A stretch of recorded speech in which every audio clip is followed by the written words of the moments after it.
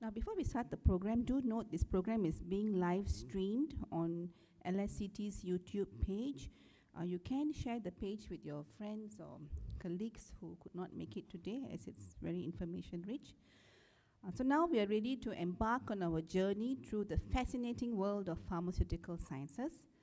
Our first keynote speaker brings with us a topic that perfectly captures the collaborative spirit of our industry, the healthcare mosaic, embracing every role through collaboration, innovation, and patient-centered excellence in the future of pharmacy. Our speaker today will help us understand how every role from the lab bench to the hospital bedside contributes to this magnificent healthcare tapestry. Please join me in welcoming the Group Chief Pharmacist, Associate Professor Dr. Lita Chu. Thank you. Thank you very much. Yeah. Very, very good afternoon to Mr. Ma, Ms. Khan, our distinguished guests and colleagues, and of course the many, many faces, the many, many young faces here today. Really nice to see all of you here. And I suppose if it's live stream, many more people out there in the virtual sessions, okay? So I'm going to see, okay, it's out already. So I'm going to see whether I can organize myself a little bit here. Yep, right. Now, I think today we're going to explore something really different, and I call it beautiful because I like the idea of mosaic, yeah? And that healthcare is really like a mosaic. If you think about it, it's all this little piece of things that we do that get stringed together, right?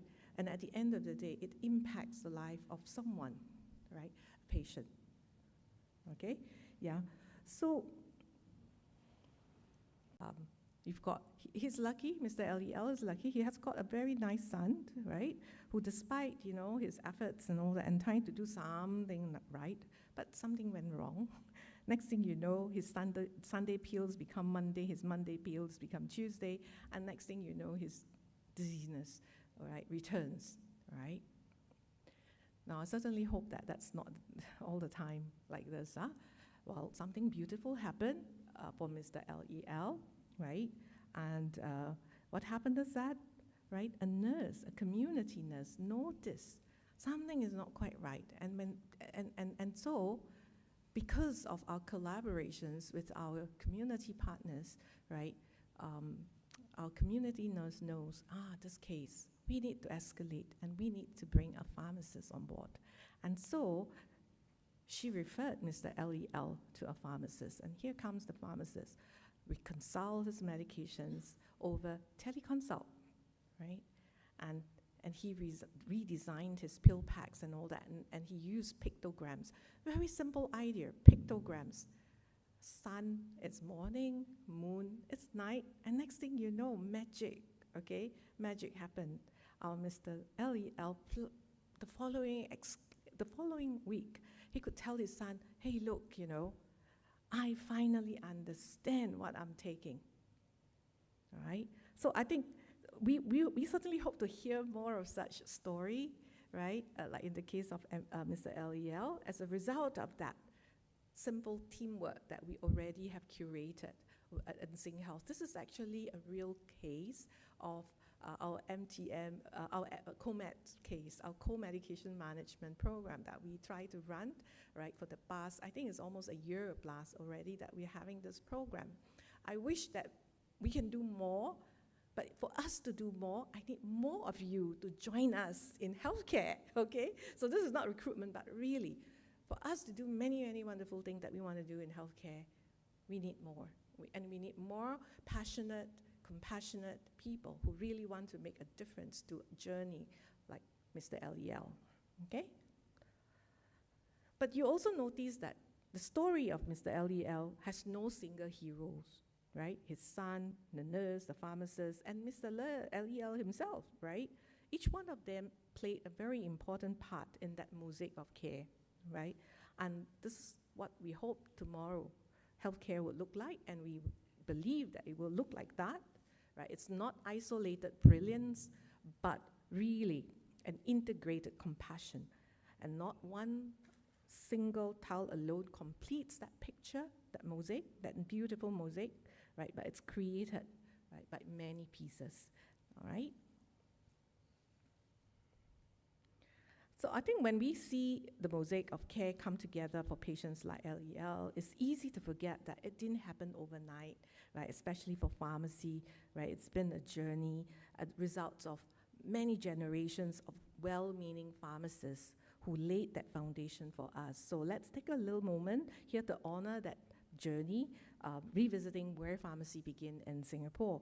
And you try to look, I try to look, okay, the results is that the record is very scanty, very few informations out there, references very difficult to find, right? But the history of pharmacy really in Singapore reflects our nation journey as a colonial outpost, right? And pharmacy in Singapore begins very humbly, our mortar and pestle, right? Apothecaries, and a handful of small number of students admitted for training back in 1935.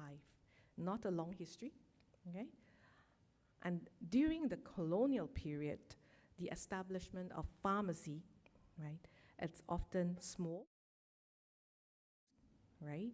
And it also reflects the growing needs as well of what it was like back then, right?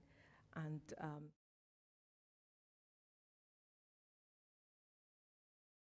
which, well, I think it's not a bad idea. You learn on the job, and today we want more people to do that as well, because then you know what you're doing and why you're doing what you're doing, right? But post-independence, what happened? Pharmacy evolved to meet the new needs, supporting public health, and the formation of Ministry of Health in 1971 really made a huge difference in our milestones, setting professional standards, right, and shaping the modern healthcare system from small dispensary for pharmacy, all right, it becomes an organized profession. That was when truly, that's where pharmacy find its voice in the Singapore history.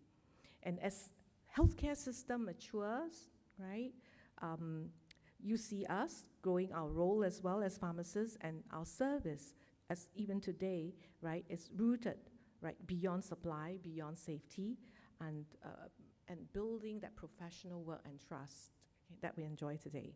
And by 2008, the formations of the Singapore Pharmacy Council, right, it's really a defining moment to ensure that everything that we do is not just about knowledge, but it's also accountability, and it's also integrity in what we do, and lifted the pharmacy profession to full professional recognition, making it a vital cornerstone of Singapore healthcare system today. Now, we have seen how pharmacy in Singapore began with humble, service-driven roots, but as healthcare needs grow, so too did the demand for expertise and professionalism, and that's where educations become key. And NUS, National University of Singapore, played a very pivotal role, right, shaping the skilled and the knowledge, and also raising the standards of care across the nations by what it's providing. Right? And today, NUS has a lot more on internships training, experiential training, and so education is not just about knowledge, it's also developing that skill and the other communications aspects and the social aspects that the professions need to have. So it's empowering the people to become part of that bigger picture that truly makes that difference, okay? So we're really very thankful to NUS for professionalizing the profession and being with the profession all these years. And as pharmacy educations advanced, it opened doors for pharmacists to do so much more than dispensing medicine. We began seeing patients in clinics, right? We do conduct health screening, right? And we give vaccinations now in our retail community pharmacy. And we will, in hospital, many of us work with doctors, with nurses, with our allied health professionals, including patients, advocates as well, to try, okay, to bring that spirit of collaborations to transform what truly, right, will be the patient-centered excellence that we hope to achieve and give to everyone comes through our door. So as pharmacists took a broader clinical roles, another transformation is happening, and that began with technology, and it's certainly changing how we work, from electronic medical records to robots to now, I have compounding robotic hands that's doing reconstitution, right? But whatever it is, technology doesn't replace the heart of pharmacy, yeah? It enhances how we deliver care, making our service safer, more efficient, and freeing our hands so that our hearts can focus on our patients, yeah? And as we look at the healthcare ecosystem, right, it's clear if you look at the diagram there, it's really becoming more complex and interconnected as well. Look at the number of systems that we have to work through to deliver care, right? But, we are also facing an aging population. We are having a problem with rising chronic diseases, more elderly, more chronic diseases, more needs for medicines, and, well, the whole cycles of challenges really, gives us more problem, right? But more importantly, transformation isn't it's not something that we can wait and say, it's okay, right? It is a necessary must, okay? And we have no choice. It's a necessity, right? And the three beyonds there in one corner that I brought up is also to remind us that we need to move beyond hospital walls. So if you are thinking about joining healthcare, right, remember, right, we need to move beyond our hospital walls. We need to focus on value. We need to focus on health, not just healthcare, not sick care, but focus on health, right? And pharmacy has become a much more, right, incorporated into this concept today than in the past. And we have been playing very pivotal role in this journey, helping to bridge and support in the care of patients in the community. So on embracing collaborations, evolving pharmacy role, as we continue to evolve, collaborations truly becomes the heartbeat of progress. And today, pharmacists are indispensable members of multidisciplinary team. We work hand in hand, with many of our colleagues in the hospital. We share responsibility. We don't just improve medication adherence and chronic disease management. We make the entire patient experience safer, more coordinated, more supportive, and every team members add this unique tile to the mosaic of care. And together we create outcome and experience that no single tile can achieve alone, especially for patients like Mr. LEL. Okay? So, as pharmacy team collaborates and move closely together and to embrace all this new role, we are also riding on the wave of digital innovations. What you see here, in that tiny little figure is actually our own SingHealth digital pharmacy evolutions, and also the work that we are doing now in this space, right? You can see how, the whole entire medication use process there, right, has got a lot of interesting tech, all right, from robotic process automations to AI-powered assistance, right, and all the way until mid-monitoring, we are using our smart tech to help us, right? And I hope that with that smart tech, our hands can offer more personalized care. And you are thinking of joining healthcare, right? This is one area that you must embrace. It's so important. Now, with tech and innovation paving the way, the true center of work is still patient-centered excellence, yeah? Right? And putting patient at the heart of all that we do.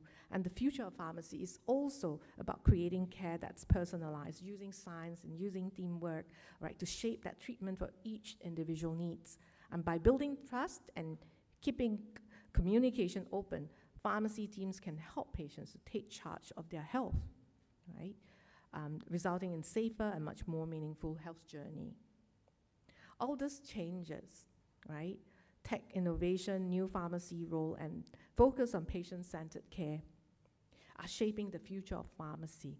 And these are the future of pharmacy and how it's going to be shaped, and especially in this area, the advancement in care services, specialty pharmacy practice, digital solutions, education, research, sustainability, means pharmacists are now really vital members of healthcare teams, and together we are delivering care that's not only effective and efficient, but truly personalized in every way. Yeah. And these are the 4 key evolving roles, areas that continue to impact us and our supporting staff as well.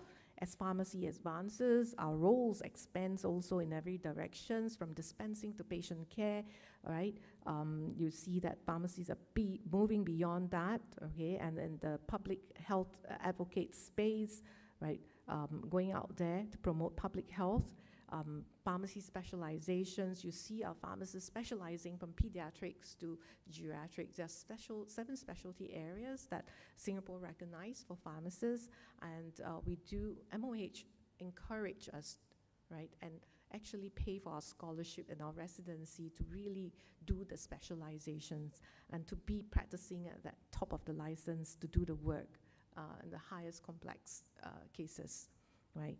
And the diversity of roles means that every person in pharmacy has that potential to make a real difference, no matter where your passions lies.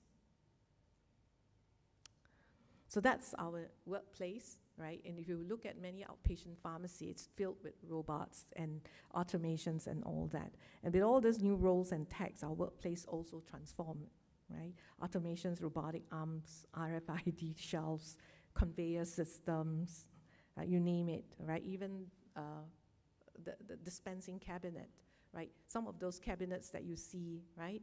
And the lockers that you see, it becoming more and more common across Singapore, right? And these changes make our workflow more efficient.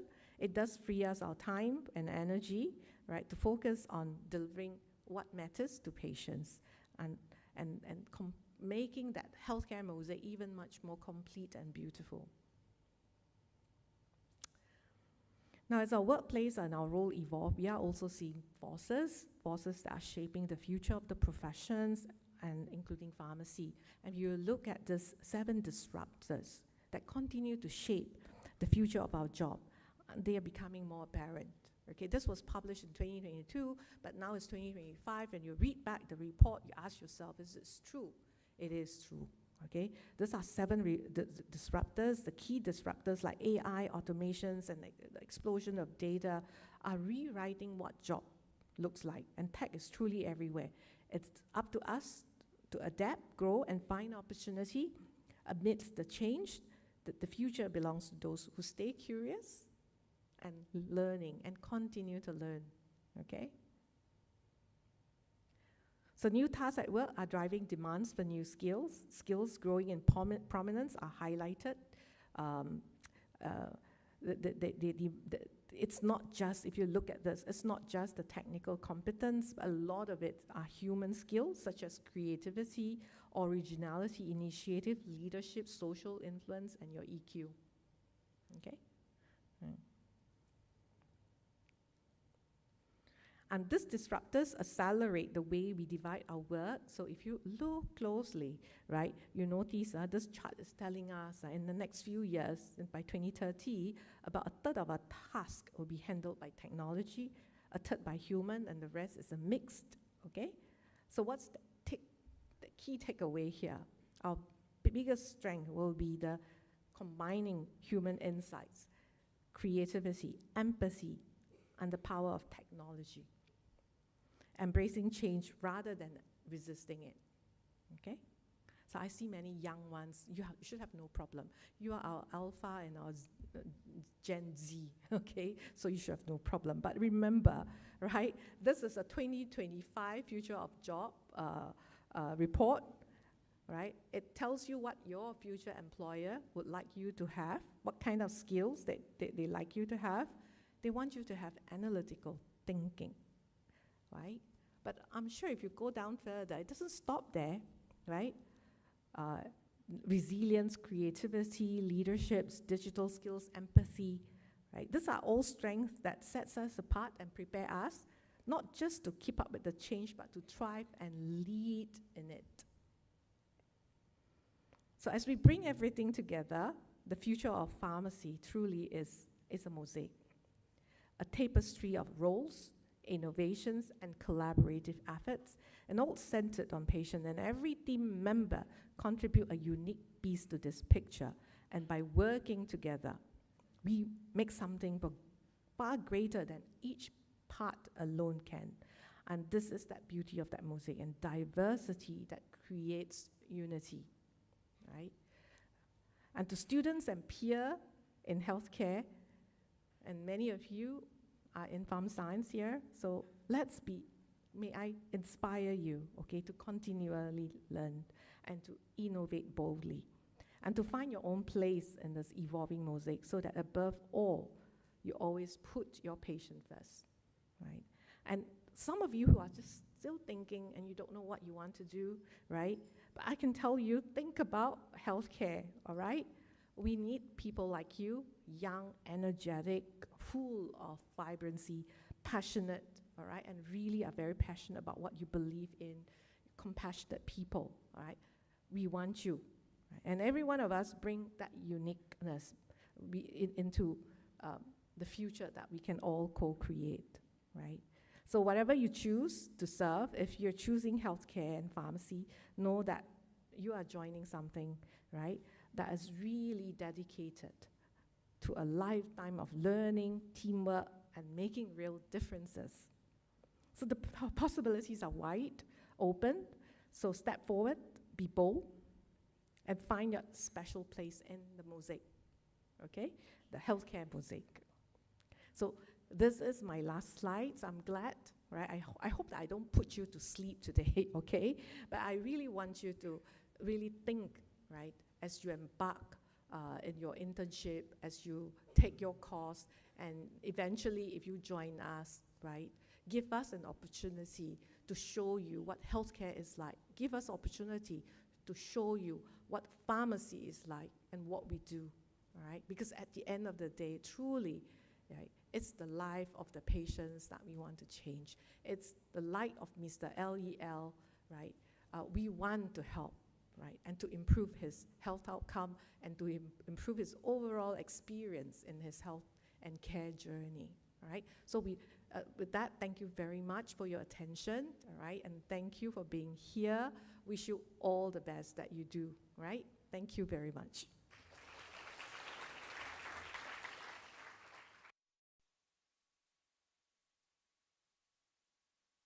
From pharmacy, and I actually went into engineering, digital media, and IT, all right? And now I'm actually doing or merging all these fields together, all right? So I've dealt with pharmaceutical science, I've dealt with pharmacy practice, clinical pharmacy, and even technology, right? So I've gone through, you know, a whole broad area.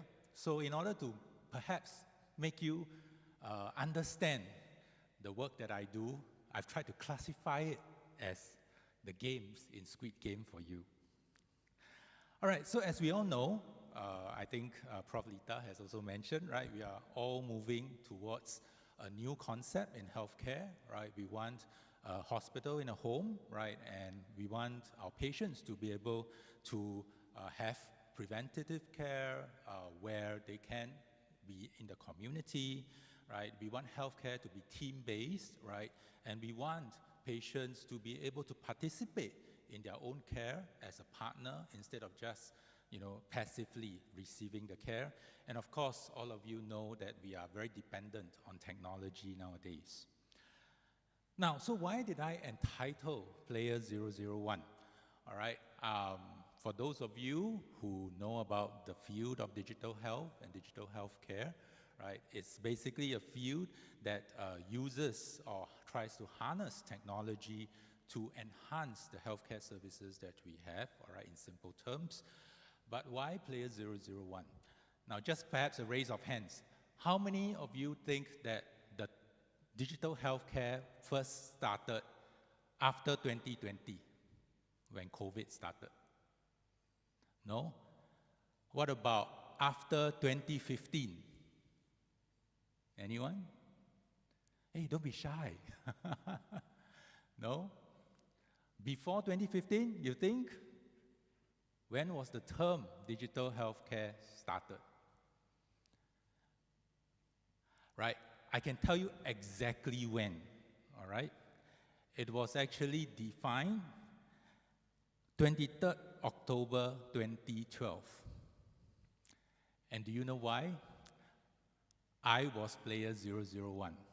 I defined it in Wikipedia. I was the first Wikipedian who defined digital healthcare, which also means that since then, all right, I've seen the whole evolution of digital healthcare and digital health, all right, which has given me a lot of encouragement, you know, as I go through my journey. Now, so we know that in Squid Game, we faced a lot of challenges, right? But in the healthcare Squid Game, we also face challenges in the practice setting. So what are these challenges? We know that data is important, but in healthcare, data can potentially be incomplete, non-robust, and it is difficult to make clinical decisions based on such data. We know that as we transition patients to the home, right, there's fragmented transitions. Sometimes trials and errors in practice can potentially lead to harm. And of course, in healthcare, we potentially have an increased workload, which can potentially lead to burnout. And in healthcare systems, some of these systems are very old systems, and this can potentially add complexity to the work that we are doing.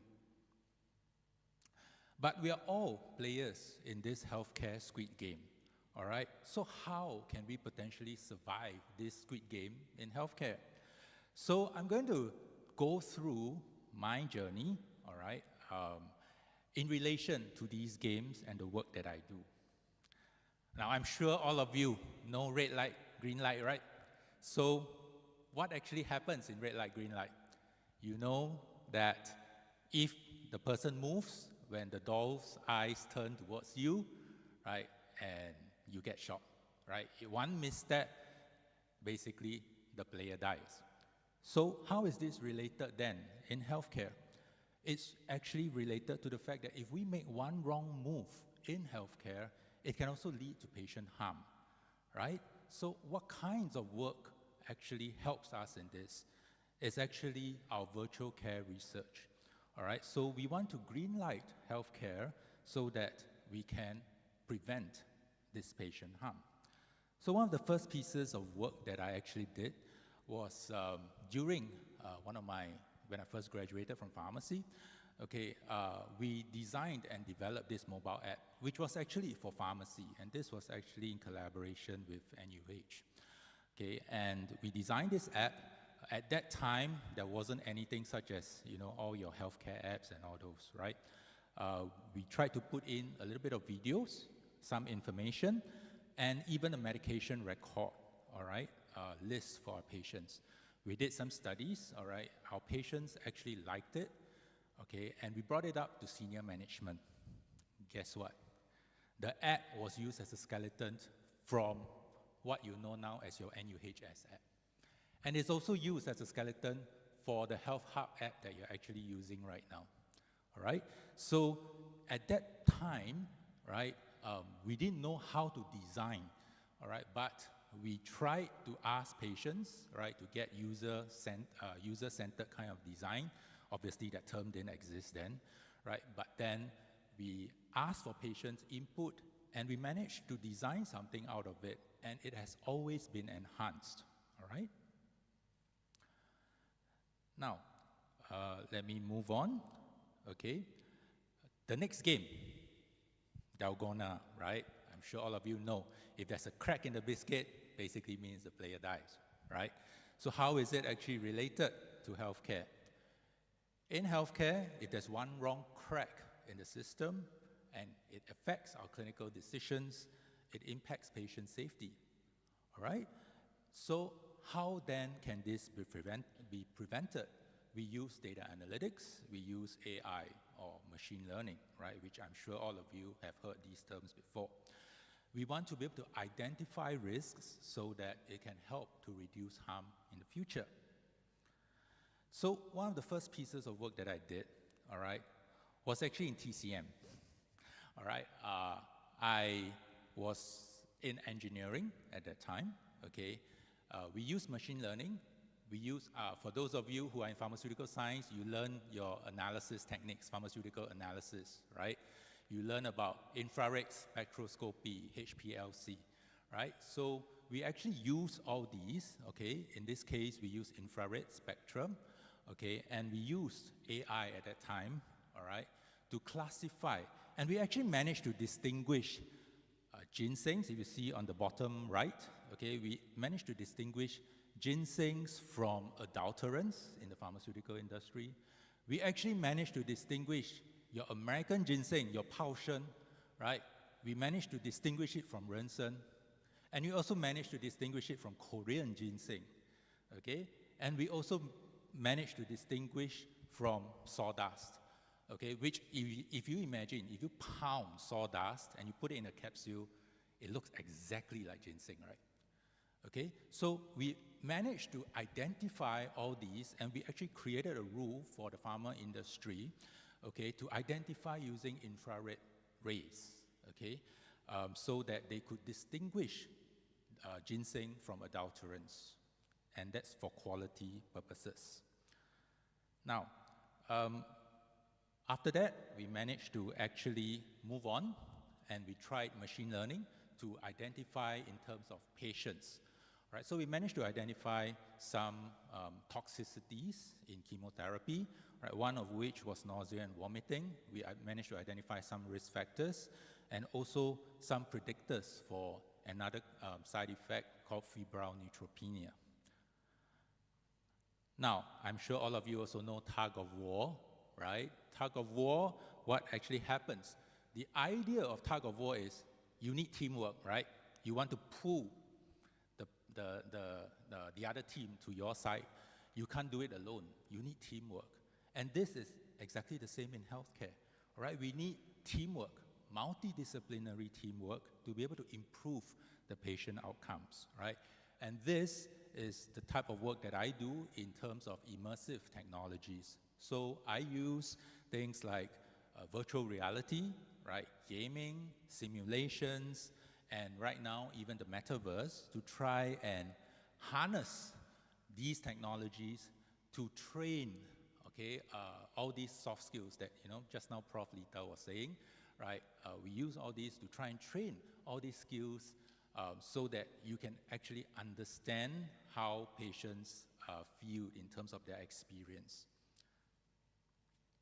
So I'm just going to show you, this is one of the games that we actually created. At that time, when I was in NUS Pharmacy, we actually used this to train our students, all right? So for those of you students, imagine if you are in pharmacy, okay, you get to play these games as part of your practicals, okay?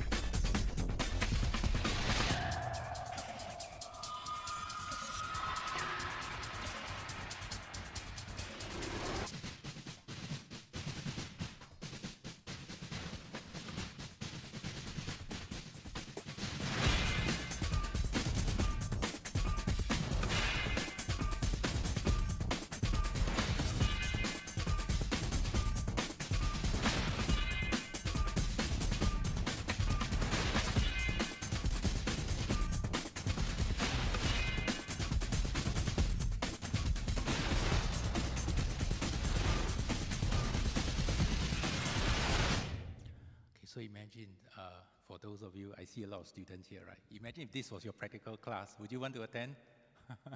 All right. So the idea is we actually use zombies to train, right? But these are skills that you actually need to know in real life, but we can make it fun, all right? And in relation to what you know as well, all right? So the idea was that we actually created this. Okay, we managed to train some skills and knowledge, all right? We did some survey and experience of our students, okay, we managed to find that they increased in knowledge, all right? They actually liked playing the game, okay? They wanted to come for practical class every week, all right? And this was actually picked up by Lian He Zhao Bao as well, all right? Moving forward, all right, so what I do now, okay, I'm also doing games, but I use it to train, okay, pharmacy adults, okay, staff, all right? So we actually embarked on this called the Saltomaki War, whereby we wanted to train in terms of the war on salt, okay, how to eat healthy, what are the foods with, high salt and all those, right? So this is actually for both public awareness, but also to train, healthcare learners as well. So just to show you a little bit about what is the metaverse if you haven't already been inside.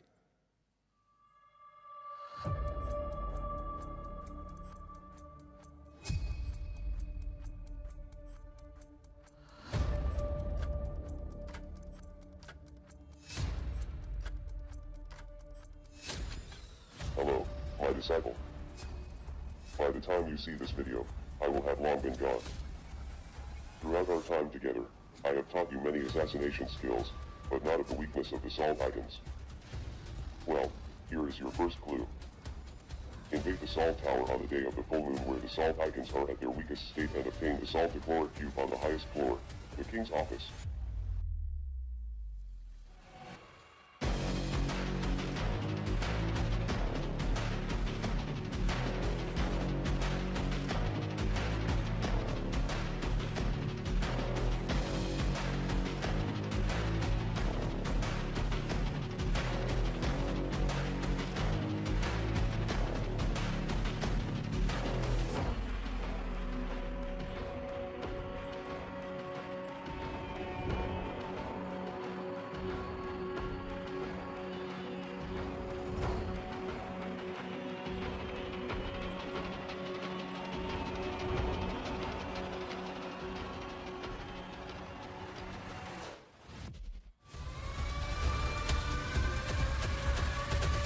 My disciple, are you up for the challenge? May we meet at the end of your journey. Right, so basically we use this game to train our learners, right? And this has actually been done in collaboration with Temasek Poly, all right? And I think, I'm not sure how many of you are from Temasek Poly, all right? But some of probably yourselves or even your seniors would have played this, right? We also did a survey, okay, and they kind of liked playing, all right, and if they said that, if it's part of their practical classes, they would actually want to do it, all right, but imagine this is actually not just playing alone, you are playing in the metaverse with your own classmates, all right, or with your own friends, right, and you can even talk inside the metaverse itself, okay, so it's an interesting format, all right, to be able to learn as well for those of you who are into digital technologies, right? So we have the next one, which is the glass bridge. I'm sure all of you know, right? The glass bridge, when you hop, you have to make a guess which is the step that has the broken glass, right? If you hop onto the broken glass, you fall down, and then that's it, right? So in healthcare, or in the healthcare Squid Game, it's actually the fact that if we are uncertain in our healthcare decision making, it can potentially lead to the harm and the misstep, right? And it can potentially lead to medication errors as well. And this is where I decided to kind of focus my kind of work in terms of what I call as guardian tech research, all right? So the idea is to use technology to build safety nets, all right? Both in terms of training, in terms of education, but also in terms of patient care and preventing patient harm. So one of the pieces of work that we actually did, all right, for those of you who, I think you probably have learned things like your aseptic techniques, right? You have learned things about compounding, right? So how can we do that, but do it in a digital manner? So we actually developed this, all right, to be able to train our pharmacy learners, right?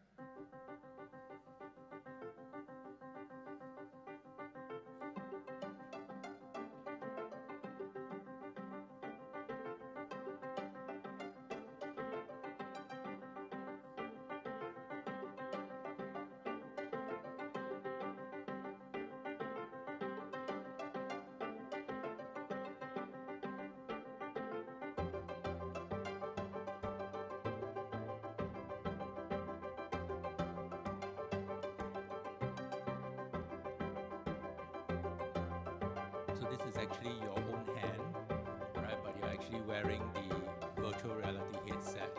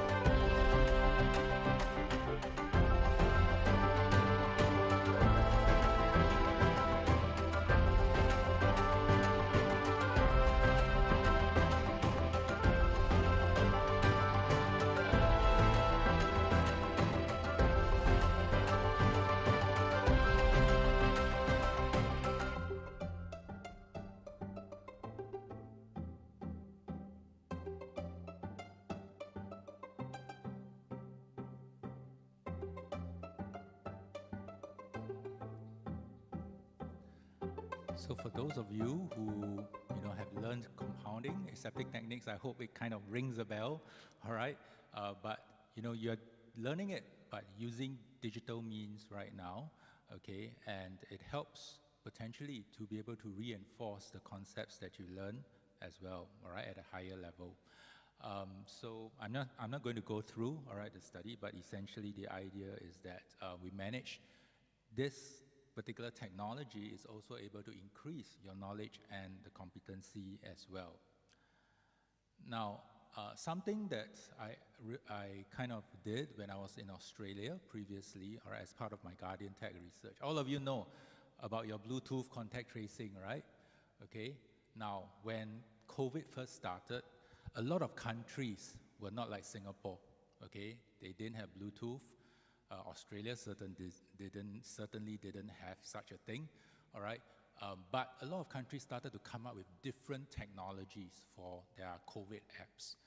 So what my group decided to do was that we decided to curate all the apps that were available in all the countries and to come up with a recommendation of what were the apps that would be good.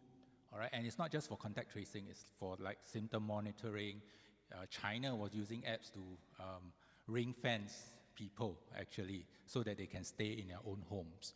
All right, so all these apps we kind of curated and we actually came out with a recommendation. You can see in the yellow box, all right, that we advocated if there's going to be a COVID app, all right, or pandemic app next time, all right, this is the type of apps that developers should design.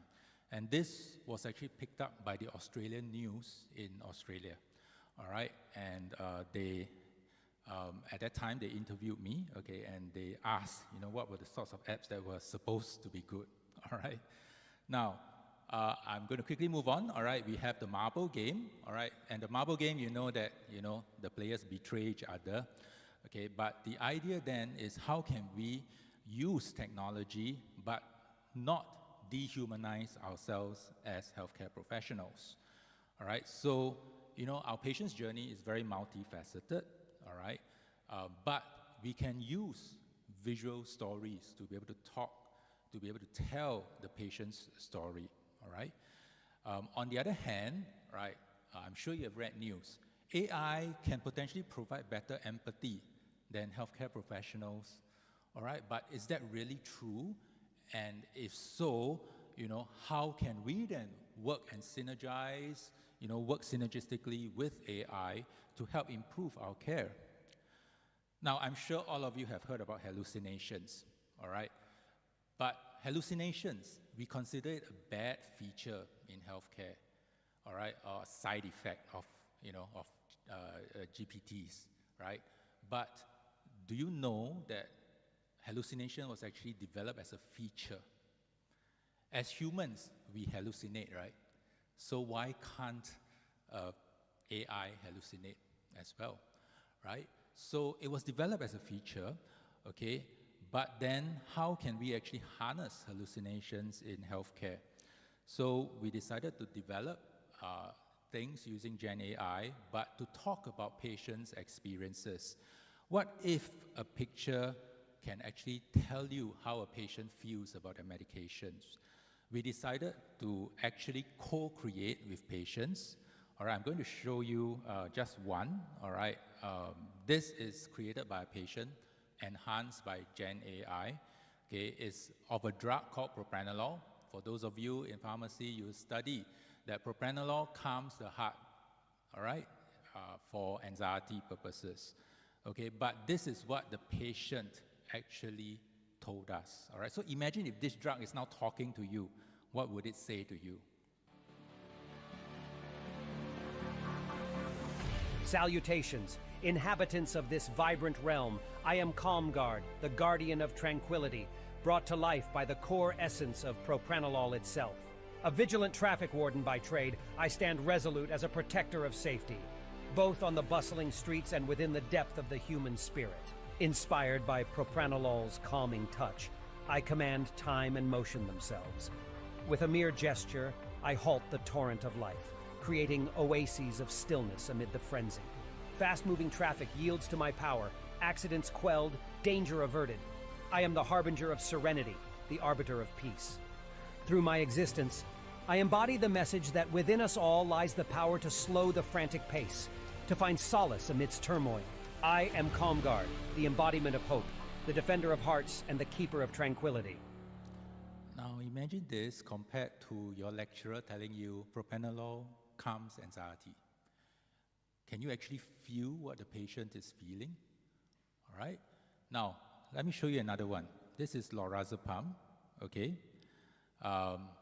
This patient envisioned it to be this lady, all right? So if lorazepam is speaking to you, this is what she would say.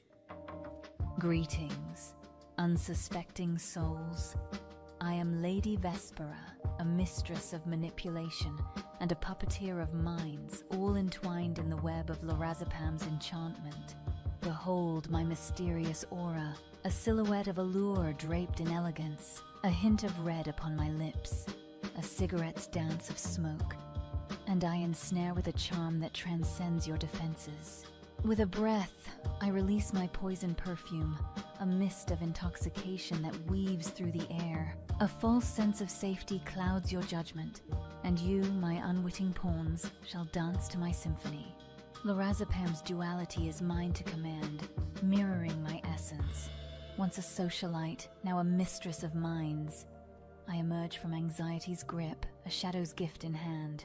Lady Vespera reigns, a femme fatale and a manipulator supreme, all poised to remind you that even the most alluring charms can shroud the most intricate deceits. So imagine you're hearing this from the patient's creation, all right, compared to your lecturer telling you the drug is drowsy. Can you actually feel what the patient is feeling? All right, so this is how Gen AI can potentially help you understand as well, all right? So, I mean, some of you who are faculty lecturers, I'll also be speaking at EduTech, so if you're attending, please attend the talk, all right? And so what is the future game, okay?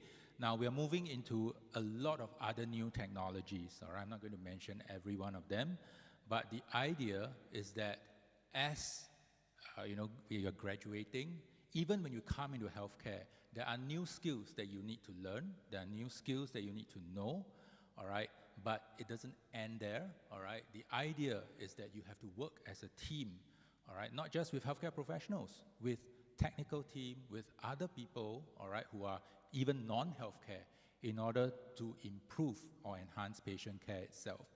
So with that, I'd like to invite you to press start if you are interested to come into healthcare, all right, and you can enjoy all these new technologies. All right, thank you very much.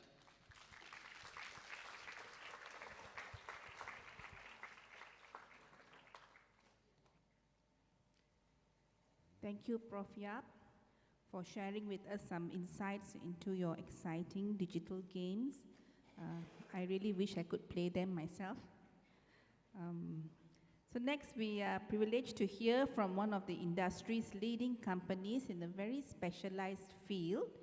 Alcon is a global leader in eye care, and their work spans from surgical equipment to contact lenses, from prescription eye drops to innovative treatments for various ocular conditions. It's a perfect example of how pharmaceutical sciences can specialize and make profound impacts in specific areas of healthcare. So our next speakers, the two of them, will be Mr. Edric Koh, who's a Senior Manager in Production Management, and Ms. Arisa Wang, Manager HR, to share insights on shaping visions at Alcon, what we do and how we can be part of it. Please welcome, please join me in welcoming Ms. Koh. Hi, good afternoon. Okay, it's not working. Can you hear me? Hello? It's not working, right? It is? Okay, my bad. Okay, good afternoon. I'm really excited to see so many faces here today. And so I'm Yuan-Pin, I'm the HR manager for Alcon. And why am I so excited coming back is because I was also from Ngee Ann Poly as well. So being able to come back to share all these amazing things, right, about our industry is really exciting for me. So just a little bit about myself. I have experience in manufacturing for pharmaceutical as well as medical device. And my co-presenter, Edric, has a similar background as well, right? So whatever that we are sharing is very closely related to the manufacturing industry in Singapore. And we will be networking with you later. So if you have more questions, feel free to reach out to us, all right? So just a show of hands, right? Do you know anybody or even yourself, right, who has ever experienced dry eyes, you need to wear contact lens, glasses, or people who have to go through surgeries for eye conditions? A show of hands. Hey, I was expecting the whole room to raise up their hands, you know. Okay, but you know, just by a show of hands, you can see that, you know, really a lot of people actually do get affected. Some of them even on a daily basis, right, by healthcare, eye care conditions, right? So, just move the slide a little bit. Okay, so just a little bit about Alcon. So Alcon, right, we focus mainly on eye care, and in fact, we are the biggest player in the industry, focusing on surgical equipments, and we also do ocular health as well as contact lenses in the industry. So we do cover about 140 countries. You know, we reach a huge range of people as well. So for our surgical products specifically, we are #1 in the industry, and in terms of our other products in eye care, we are always one of the top few, right, in these few years.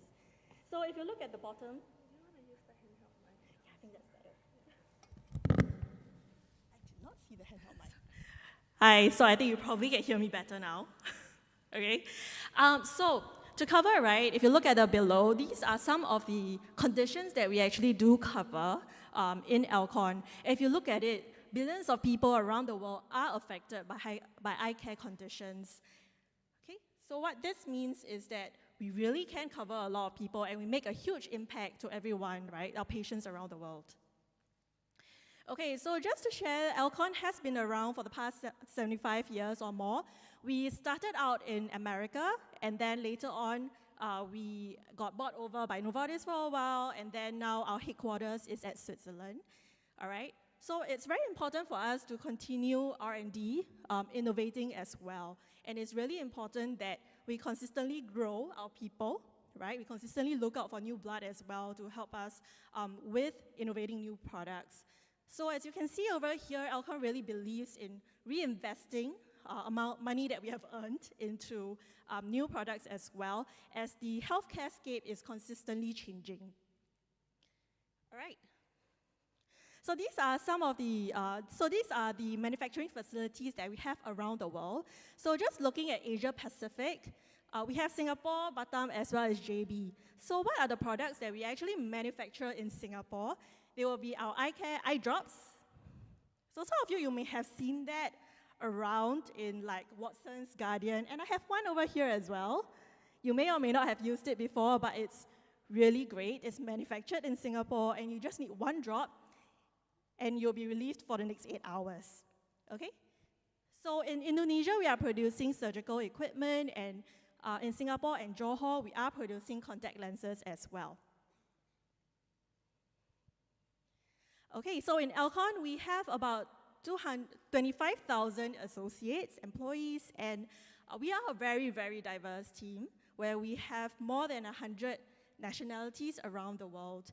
In Singapore itself, we have about 1,000 employees situated here. So what is really important and interesting about the healthcare industry as well as the pharmaceutical industry is that we focus a lot about our principles and our values and behaviors. So it's not just about like how great you are at doing your job. It's really about you yourself as well, right? What are the values and what do you actually want to bring to the table, right, for our patients? Okay, so one of the most important value for us is that people is in the center of everything that we do. So later you will see that, you know, we are very much into building our employees, upskilling our employees, and ensuring that they are being developed in their roles. Okay, so a little bit more sharing on some of the products that we actually produce over here, and what is the market share that we had last year. So some of it may be quite familiar to you. So some of the contact lenses that are very, very popular with our consumers would be the Daily's Total One and Precision as well. And if you go into, like, maybe if you go to a clinic, doctors might prescribe you like Sustain products as well. So these are for like dry eyes.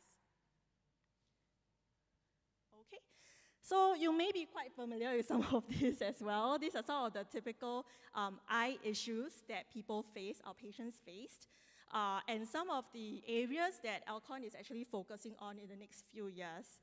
So this covers like cataract, refractive surgeries, specialty contact lenses like IOUs, and dry eye issues as well, and also the pharmaceutical area. So just now, I think the presenters kept talking a lot about technology and AI and everything, right? Alcon is not behind. We are also using all these, right, to ensure that our facilities, our R&D and everything, right, they are really state-of-the-art. And we consistently, right, bring the best for our patients. So other than that, what is very important in the healthcare scape, you'll realize is that we talk a lot about compliance. We talk a lot about quality, right? So this is very important, and we have to make sure that whatever products that we actually push out, we manufacture, and we send to hospitals, for example, you know, all these are ready for our patients, right? And they are safe for our patients, right? So of course, other than you know, manufacturing products, right? What is very important for Alcon, right, is that we want to give back to society as well.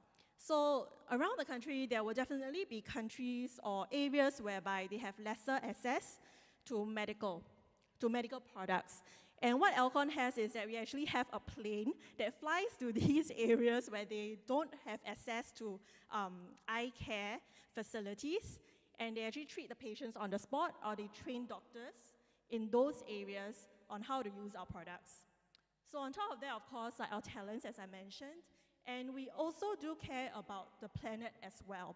So in Singapore manufacturing plant, the past few years, we have actually gotten awards for zero waste emissions. Okay, so now the more interesting part, Alcon in Singapore. Okay, what are the kind of opportunities that you might have, you know, since now you're all students, right? We do have internship opportunities, and once you graduate, we have roles available as well. So what do we have over here? So these are some of the allocates that we got this year. We managed to get Great Place to Work again, right? And Best Workplaces Asia, etc. So our presence in Singapore, we have a commercial office in Singapore where we have our sales and marketing team, and our global APAC HQ sits there as well. So we have two manufacturing plants, like mentioned. So I am from the aseptics plant. So it was very exciting to see Mr. Kevin's presentation earlier when you were talking about eye drops, right? And the whole aseptics technique, which I think some of you may have learned in some of your courses. So we are looking for people like that as well, right? And we also produce contact lenses as well in the other manufacturing site, and we have a supply chain. So where you would typically find our products would be at hospitals or clinics and optical stores. And also like general modern trade, like if you go to Watson's, if you go to Unity, or if you go to Guardian, etc., you will find our products there. And it's quite exciting because these are the products that are actually made in Singapore. Okay, so I won't really run through in detail. This is how our sales and marketing office looks like. And these are all the products that they're actually selling right now. And then we have our contact lens site. So we are situated in Tuas. Kind of far, but we do have shuttle buses. Okay, these are just some of the products that they produce for all around the world. And this is the site where I'm at. So these are some of the products that you probably will typically see, you know, in like Guardian, Watson's, etc. Right? We have been here since 2009, and we are roughly about like 160 people. Okay. So so that's us. So before I pass over to Edric, I'd actually like to show you a video of an end-to-end process in a manufacturing plant. So those of you who have never had the chance to go down to a manufacturing site to see this, you'll get to see this in a bit.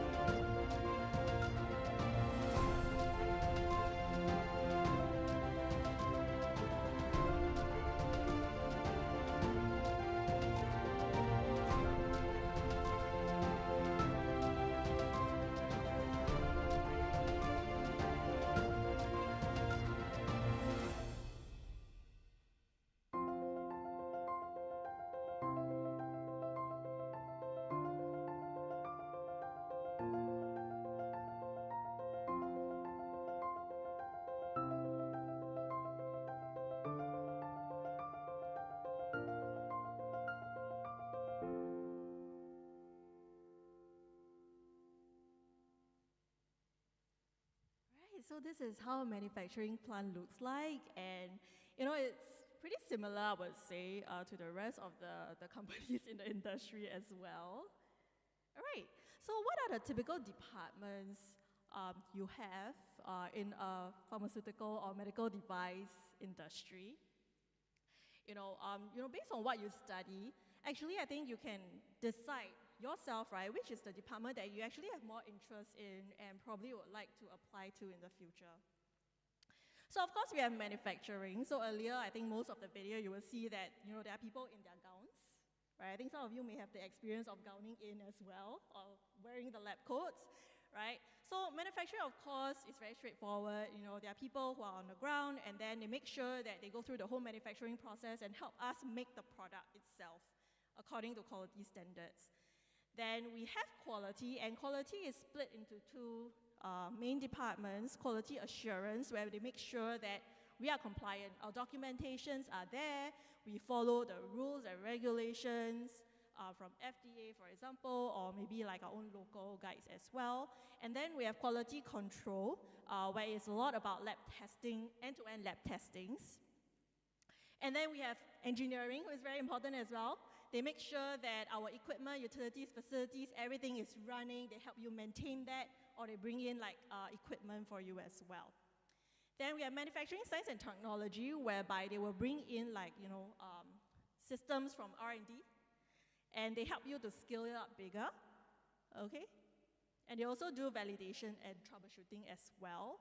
And then we have materials management, kind of like supply chain, where they bring in the raw materials, we make the product, and they help us to ship it out. And of course, all the other enabling departments as well. So what is really very important, what hit me just now from one of our presenters, is that analytical thinking is very important as well. And it really applies to manufacturing industry also. So one of the things that is very important is that we continuously improve regardless of the department that you are in, to ensure that we are efficient and we are on track and we are at the forefront of the industry. Okay, so what are the typical career pathways you can expect, right, in the manufacturing industry? After you graduate, you're not too sure what you want to do. So typically for people graduating from ITEs as well as polys, you will start off as a technician first. And if you choose to go to the technical as well as the professional pathway, you will go into like an engineering or maybe like a chemist or an associate role before you go into a more senior role, and then you move into a principal. So you really are the subject matter expert for that particular area you're in. But you may choose a different route and you decide that, hey, I want to manage people. So you will go into a managerial route where after being a technician, you may choose to become like a supervisor. Then you go into a manager role, and maybe one day you might go into a head of department role as well. Okay? So of course, we don't expect to hire somebody and expect them to already just do the job, right? There are a lot of development opportunities available at Alcon as well. We have our L&D person here, learning and development person here today. So some of the things that we do a lot, and I think we do pretty well in Alcon, is that we do a lot of cross or inter-department shifts. So for example, you may be in manufacturing, but you may move into a quality role a couple of years later. Or maybe right now you're in quality assurance, I will move you into a quality control role later. That is all very possible. And just based by numbers, employees who have been us for at least 3 years, they have all had like either a promotion or they had like some sort of a move within the site. So on the job trainings, right, we don't force you to only do your day-to-day job. If you'd like, you can join our multi-skilling program where you get like 3 to 4 more skills on top of what you usually have learned. Why this is good is because in the future where you want to grow in your career, when you want to become like a supervisor, or if you want to move into a different department, this will really help you because you have the edge, you have more knowledge than other people. So we also do have lunch and learns quite a lot. I think every month we at least have one lunch and learn. And we let anybody sign up for this soft skills program or like even technical or AI sort of programs as well. And we have education assistance program. So let's say, you have graduated from IT or poly and you decide that you want to grow in your career, you want to get a degree or other professional certificates, we will be there to support you as well. And we invite TED Talk speakers as well to kind of like talk about development and share more with you. And we also ensure that our employees have like a structured development plan as well across the company. So I will pass my mic over to Mr. Edric Cole. So Mr. Edric, he is our Senior Manufacturing Manager, and he will share with you his career journey. Hey, thanks, Yin Ping.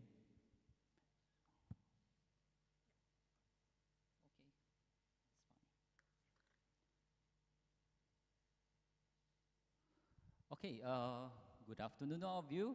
So, first of all, I would like to thank the organizer for inviting Alcon to be able to be here today talking to our future talents. So I hope that I will be able to give you a glimpse and share some of the career opportunity and what's possible with whatever you have now as a student with a diploma on hand. All right. So just for your information, I'm also a diploma student like you, a little some years back. So yeah. So I was like you. I was wondering, hey, what would it be like to be working in the industry? I have been studying for the past like 18 years. Then it made me nervous to know what's going forward. So hopefully today I'm able to help you with that by letting you taking a glimpse of what I do, so that you know as an example of what it can be like for yourself. All right. So I will. First of all, pharmaceutical industry is actually broadly categorized into the 4 sectors. They are the R&D, manufacturing, and also distributions and marketing. So today I will be sharing with you more about, of course, manufacturing. And this is, to be more specific, aseptic manufacturing. So why is this important? Is because this manufacturing is actually very critical.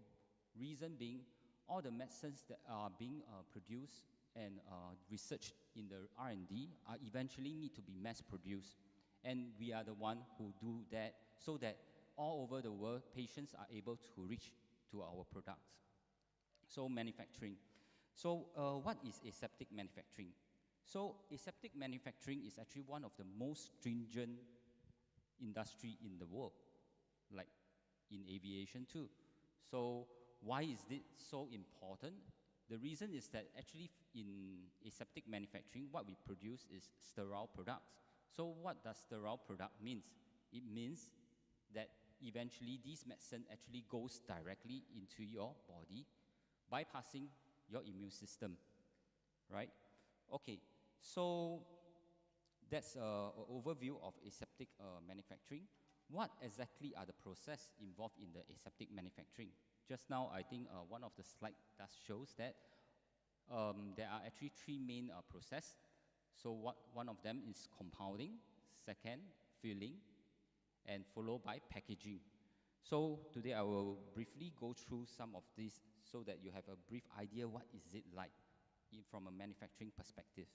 So in compounding, we work in a grade C environment. So this would require us to wear a certain level of gowning. So just now you would be able to see in the videos, people are wearing the blues garment. These are actually clean rooms garments. So what are some of the activity that we do? We are doing a weigh and dispensing, meaning we are weighing out the ingredients in order to go into the batch sizes. So they are carefully being weighed and then dispensed into bottles so that they are ready for the bulk compounding process. And in the compounding process itself, we also get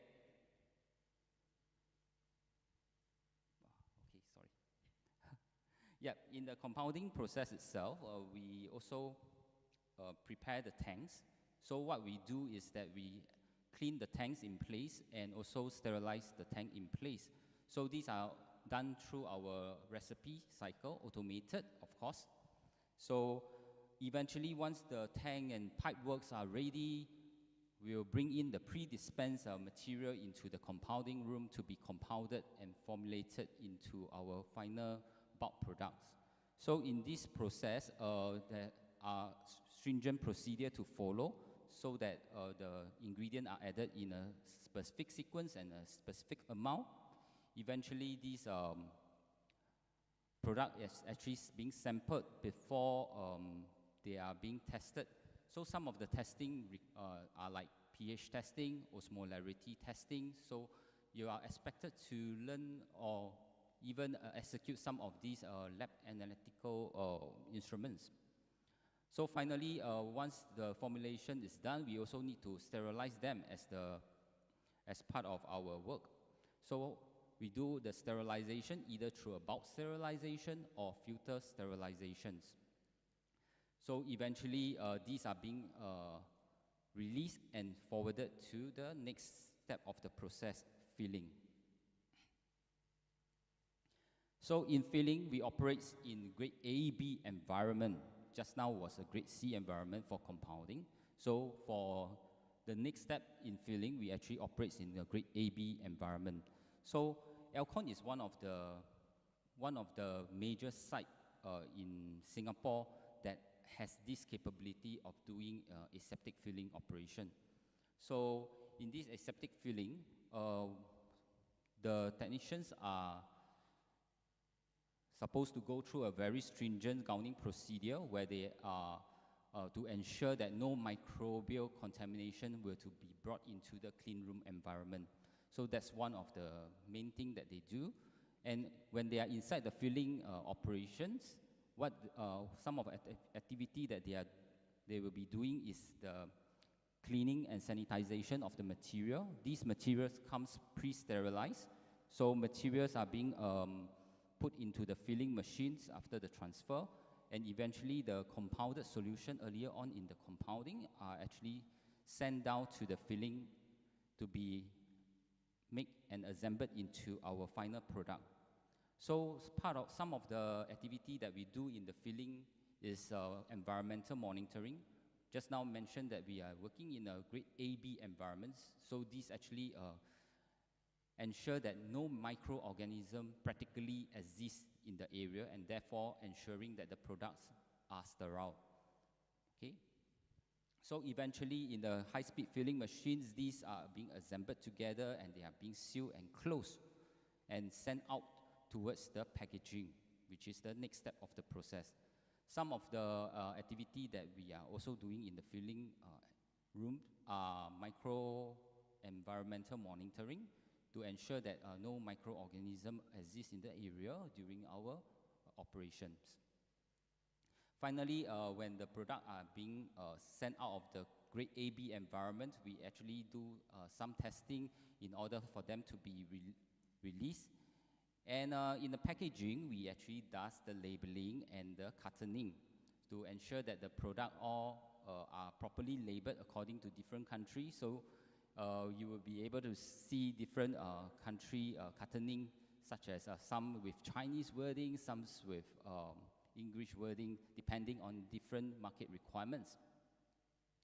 Okay, so this is a brief overview and oversimplified manufacturing process that I'm sharing with you today, so that at least you know, oh, as a diploma student, when I'm taking up my first job, how would it be like? So this would be something that will be happening for you. So if you are good in dispensing, lab skills, aseptic techniques, so you might want to consider manufacturing as one of your first career choice. Yep. I think in the next part, I will be sharing about something more personal, more down to earth and practical. So more realistic, I would say. That is my own career pathway, so that you can have an example of how it's like to, how it's like as a diploma student, how your career path may be built. So first of all, not so many years ago, I graduated in a diploma in chemical engineering, slightly different from your case, but actually all diploma studies are very relevant to our industry because we need all fields of expertise. And like any other Singaporean man, I went through my national service, 2 years of my time in the army. So because I am a very practical person and I like hands-on activities and work, immediately after my national service, I came out to the industry to work in the aseptic manufacturing firm. So I started off as a manufacturing technician. As a manufacturing technician, I joined the compounding team and the filling team. So my everyday job is cleaning of the equipment, ensuring materials are sent in through aseptic cleaning techniques. Just now, like what Dr. Kevin showed in one of his programs, is very interesting. So it is exactly how we do it, cleaning in a certain aseptic manners. So these are the things that I do every day. And after some time, I did well in what I do in filling, in compounding, and I did a bit more than my colleague do. So I took up some other projects, improvement projects and stuff. So I was being recognized and for my leadership ability, and therefore was promoted as a manufacturing supervisor. So now I have a line to take care of and a few people to take care of. So that's how I grow my career. I learn and I become good in what I do, and I grow. So as part of my growing process, so I think I need to expand out further. So the next thing that I did for myself after a few years as a manufacturing supervisor, I actually went into quality role. So this is totally a different path from the manufacturing path. So I went into the quality path. I became a quality associate, looking at the regulatory standards and compliance standards, making sure that the process are being run as per requirements. So that's my role as a quality associate. Because of all the aseptic knowledge that I gained, I am able to appreciate quality in a more deeper degree. And eventually, because of my people management skill earlier on in manufacturing path, I was promoted as a quality supervisor less than a year. So I took care of the team, and then I start to continue to grow in my compliance and regulatory requirements, and I built on another skill, all right? So now I have aseptic manufacturing skills, I have a good understanding about qualities and compliance. Next, I make another big move, which is to move on to a sterility assurance manager role. So in this role, it's still under the quality umbrella. However, now that my scope of work increased, I'm looking after the sterility assurance of the entire site. So this is how I grow into a managerial role. And eventually, even as part of my growth, I never stop learning. I always want to learn more. So, and I actually took up another big step to become the senior manufacturing manager role. Why I do so is expanding my career. I want to expand my career in terms of the business acumen and also financial acumen. So I actually took up this role, and now, starting from my career was a manufacturing technician. Now I'm looking after about 50 technicians under my care. Okay, so all in all, I think I just wanted to share to you just one example, which is myself, how I grow in my career after I get my diploma in my education. So a key takeaway today that I want to leave to all of you is that always remember that as you receive your diploma or certification in your education, it will help you to land in a job, probably something that you like or maybe you might not like, but eventually, if you want to grow your career, the most important thing is, I like what Dr. Yap just now was mentioning, you need to stay curious, need to continue to learn so that you are able to be adaptive to what comes to you. And I believe with this attitude, you will be able to grow your career and have a more opportunity open to you. So this is what I have for you. And that's all I want to share. So hopefully I am able to share with you these open up a bit of your mind to be able to see what your futures have for you. And last of all, I think wish you best of luck in your education and your career search. Thank you. Thank you, Mr. Koh and Ms. Arisa. Ladies and gentlemen, I'd like to invite our DP, Deputy Principal, Mr. Mavi Beng, to present a token of appreciation to 4 of our speakers.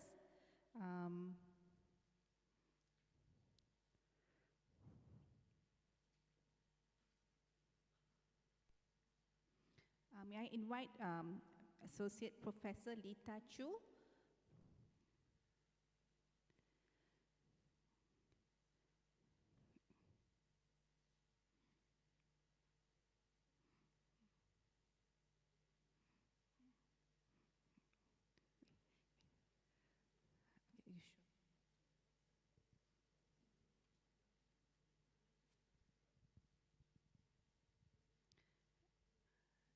Associate Professor Kevin Yap, please.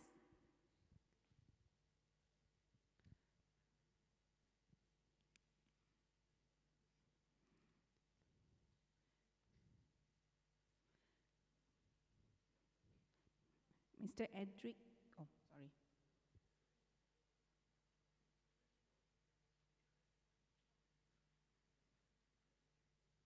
Mr. Edric Ko.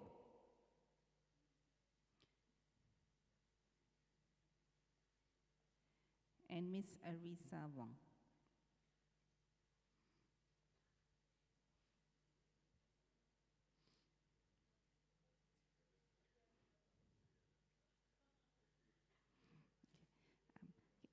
Can we have a group shot, please?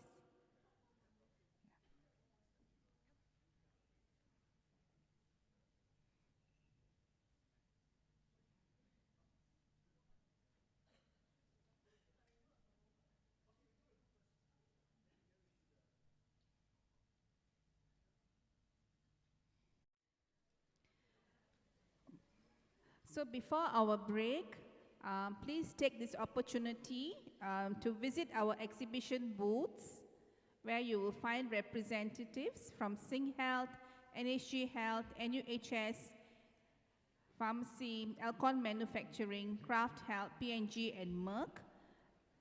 They are there to share insights about career opportunities and answers to your questions.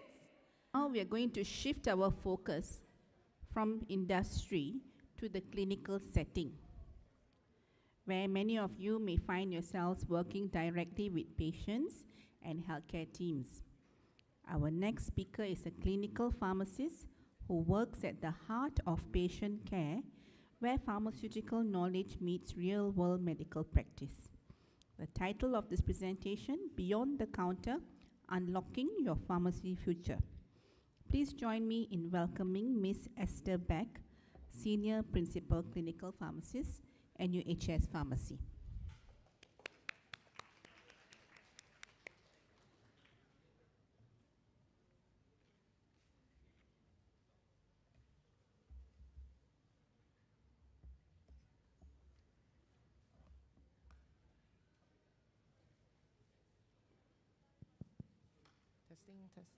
Testing. Can you all hear me? Testing. Okay. All right, so I'll just let everybody settle down for a bit first.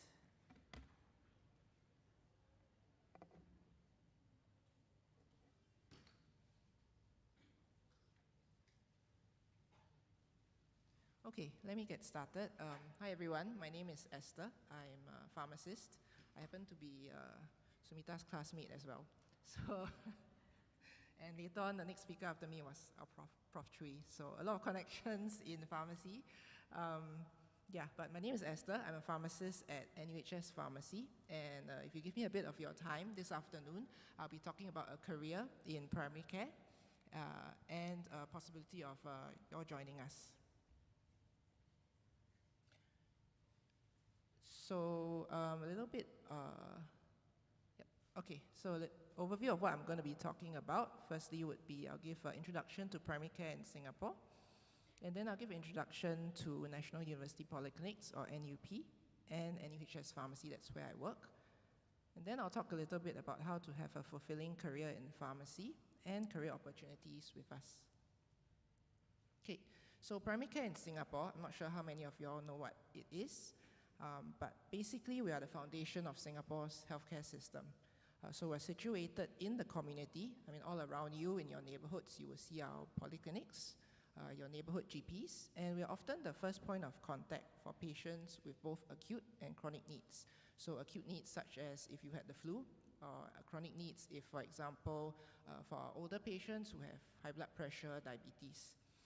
Okay, and in Singapore, the provision of primary healthcare is done by both the public and the private sector. So in the public sector, it will be delivered by polyclinics, and in the private sector, by your GPs. All right, so this slide actually talks a little bit about Singapore's healthcare provision, and if I just draw your attention to the pyramid, the base of the pyramid, you would see that 80% of Singapore's population actually has their healthcare needs met in the primary care sector. So that's a very large portion of Singaporeans or Singapore's population that we're taking care of. And if you further zoom into the base, which is the purple primary care part of the pyramid, you would see that 80% is taken care of by private GPs, and polyclinics manage 20% of primary care attendances. And although it's only 20%, but about half of the cases that come to us are patients with chronic needs, so their needs tend to be a bit more complex. So I'll introduce you to NUP, National University Polyclinics. Who are we? Basically, we are the polyclinics located in the western part of Singapore. So currently we have 7 clinics, with 3 more upcoming that will make a total of 10. So in this slide, you can see the timeline for new and redeveloped polyclinics, but of course I must caveat disclaimer that this is just a rough timeline. As with your BTOs and all this in construction, timelines may change. But for sure, in the first part of next year, our brand new polyclinic, Tengah, will be opening, likely January, February. Okay, and then in 2027, you will see that 2 of our existing polyclinics, Clementi, Jurong, they will be redeveloped. What that means is that they will be moving from current premises to a new location, which premises that are more updated and, of course, much bigger. And then later on, the next new polyclinic, UT, is coming up. And then in 2028, another new polyclinic in Taman Jurong. And in 2029, we will redevelop Queenstown as well. So our existing Queenstown Polyclinic is going to move to larger and more updated premises. So let me take you through a typical day in NUP. That's our current, so these are numbers for our current 7 clinics situated at Bukit Batok, Bukit Panjang, Choa Chu Kang, Clementi, Jurong, Pioneer, and Queenstown. Okay, so a typical day sees about 3,893 doctor consults, of which about half are chronic consults. There are 2,866 nursing services, so these could be things like immunization, vaccinations, our care managers teaching our patients how to use inhalers, educating them about diet, and so on. There are about 100 plus allied health attendances, so allied health could be your podiatrists, psychologists, social workers, dietitians. So not all clinics have dental services, so about 196 per day. Our lab and radiology colleagues see about 6,000 plus lab tests and about 261 radiological investigations. And I guess of interest to everyone would be that per day, we process about 3,000 plus prescriptions through our 7 pharmacies. So what is NUHS Pharmacy, or NUHSP for short? So it's very simply put, we are the pharmacies that are situated within NUP, and we provide pharmaceutical services to patients who seek care there. So we aim to provide safe and efficacious healthcare to our patients, and we believe in empowering them and their caregivers with the required knowledge to best manage and understand their prescribed medication treatment plan. So what are some of the services that we provide? Of course, the bulk of what we do would be outpatient medication dispensing and counseling. So these are for patients who actually see the doctor at our polyclinics and they require medications to come through our doors. We will dispense the medication to them. A small number may be walk-ins. That means patients who have probably see their GPs and they bring in prescriptions for us to be filled, or even the surrounding hospitals, some of them may bring in their prescriptions as well. We have minor ailments advice, so basically patients can walk in, see a pharmacist, and then get some medications bought as well. Now, all our branches have a retail pharmacy, okay, with its own range of products, and we also have online shopping platforms. You can find us on Shopee and Lazada. So our pharmacists also run quite a number of pharmacist-led clinics. These are just some examples. So anticoagulation clinic, hypertension, diabetes lipids clinic, cardiology clinics, and smoking cessation clinics. So at these clinics, which are run by our pharmacists, they can see the patients, prescribe medications, order lab tests, very much the same things that a doctor would do. We also have drug information services, providing drug info to the staff of NUP, and also to our GP partners as well. So for the next part, I'd like to introduce you to 2 of my colleagues. Okay, first let's meet Hawa. This is Hawa. Her interest in medications started when she visited the polyclinic with her late grandparents. Hawa's role extends beyond dispensing medications. She manages the drug inventory, conducts audits for medication and vaccine storage, and participates in quality improvement projects. Hawa is also a mental well-being champion, supporting her colleagues. By offering a listening ear and appropriate helplines, she values the opportunities for professional growth, pursued an advanced diploma to enhance her skills, and continually keeps up with drug knowledge. Hawa appreciates the recognition from her supervisors, peers, and patients, and is not shy in reciprocating them as well. Despite the fast-paced working environment, Hawa remains resilient in problem solving and never forgets to forge meaningful interactions with others. This is Hawa bringing warmth to everyone around her. So I wonder how many of you all had a chance to go to our NUHS booth. Hawa's actually outside. If you want to talk to her in person later, I'm not sure if she's here, maybe she's outside, please do. And next I want you to introduce you to Joyce. This is Hawa. This is Joyce Ann, a PT supervisor working in NUHS Pharmacy. She enjoys working in the front line as she finds a sense of purpose in directly helping patients in need. She ensures that medications dispensed are accurate and appropriate.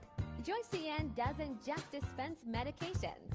She leads medication safety projects, conducts training for staff, and creates training materials for them.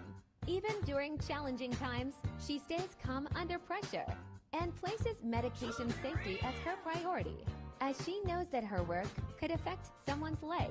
Her most rewarding moments are when patients or caregivers express gratitude for her carefulness in spotting near misses and explaining medications clearly. Joyce Ann also finds fulfillment in supporting her team members and watching them grow in confidence and skills. This is Joyce Ann making a difference one prescription at a time. All right, so now that you've met Hawa and Joyce, let me move on very quickly to just talking a little bit more about finding fulfillment in a pharmacy career. So for me, very simply put, just 4 pointers here. Right, so firstly, I think very importantly is to find your passion. And actually, what's your passion? Simply put, it's the reason you get up in the morning every day to come to school, and eventually you get up in the morning to go to work. And it should form the foundation of your motivation and your resilience, because when the going gets tough, it is the reason you know why you're doing what you're doing. So that's your passion. And for me personally, if you just give me a minute to share a bit on myself, when I started off working in a hospital setting, I think my passion was working in a team of doctors, nurses, seeing a very sick patients get well and discharged from the wards. And then later on, when I moved on to primary care and I started running all these pharmacist-led clinics, my passion was actually turning up every day, seeing my patients one by one, managing their chronic conditions and seeing them improve. And of course, as time passed, I took on more of administrative and educator roles. And right to where I am right now, I think it's very fulfilling for me to meet many of my students, from NUS, from the polys, my interns, my pre-registration pharmacists, and see how far they've come. And for me, that is currently what keeps me going. And as you can see, your passion can change with different times, seasons of your life, different job opportunities. And at this stage, where you're still very young, it's okay to also take some time to find that passion, explore new things. You may not know what it is yet, but as you explore new things, you might find it. And I think my next point is what has been hammered home by a lot of the speakers before me, is to keep learning, keep developing yourself professionally. And I don't mean just getting formal qualifications. So finish your studies, get your diploma. If you wish to go for more formal education, degrees, certifications, go ahead. But more importantly is to keep learning, keep upskilling yourself, improving your competencies. And as you do so, naturally more opportunities will open up to you. And you will find that people will come looking for you, and you will find that, in fact, all this studying and even this on-the-job training will be helpful to you. I think my third point is about finding a support system. In pharmacy, we like to say our family, right? So find a support system, a group of people, your colleagues, your bosses, your team that you work with on a day-to-day basis, because these are the people who walk the same shoes as you, right? Every day you all face the same challenges, you experience the same thing. So when you're having a bad day, a good day, they know exactly what you're talking about and what you're feeling, because they also walk the same shoes. But outside of pharmacy, I think it's very important also to find something to do outside of work, outside of pharmacy. Find your own support system, be it your family, your parents, your siblings, your friends.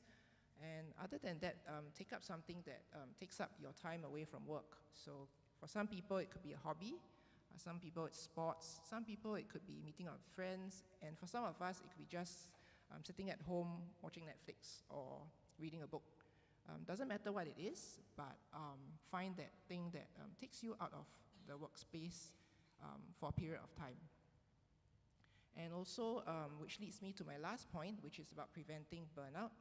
So I think very commonly when we talk about burnout, right, we think about being overwhelmed with a lot of work and too many things to do, so much challenges, too many things to handle. But another definition of burnout that I came across which I found quite meaningful, is actually a loss of values, personal values and purpose when they no longer align with what you do at work. So it brings me back to my first point about finding your passion, which is why it's very important. If you know what you're doing and why you're doing it, then it's less likely that you feel burnout. But again, don't just hear from me, let's hear from Hawa and Joyce again.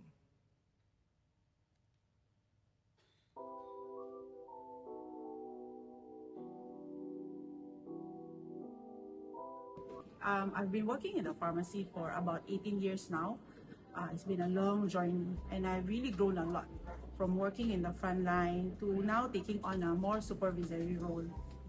I have over 12 years of experience as a pharmacy technician, including 4 years in a hospital setting and 8 years in a polyclinic setting.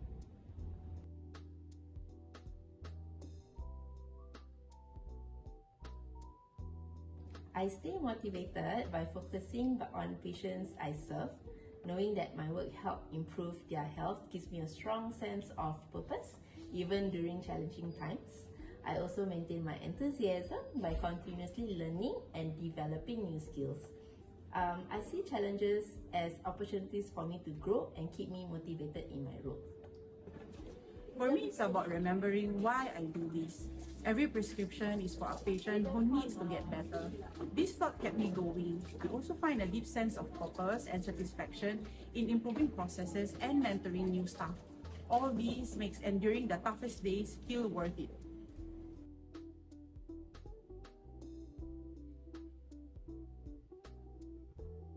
Okay, so one highlight was leading a medication safety project that helps to reduce the number of dispensing errors. Seeing the positive results and knowing it made a real difference for patient safety, that was really a very proud moment for me. I am part of the inventory management at work.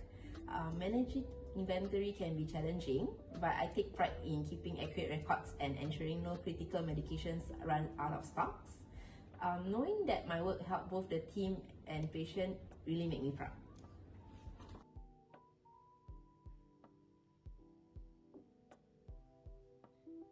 I believe my work contributes to the success of the pharmacy by ensuring accuracy in dispensing and managing inventory. By thoroughly checking prescription and actively monitoring stocks levels, I help prevent errors and shortages, which directly support safe and effective patient care. This allows the healthcare team to focus more on their clinical roles. I like to think of my role as being the last line of defense in the patient's care journey by ensuring high accuracy in my work and being agile to keep things moving smoothly.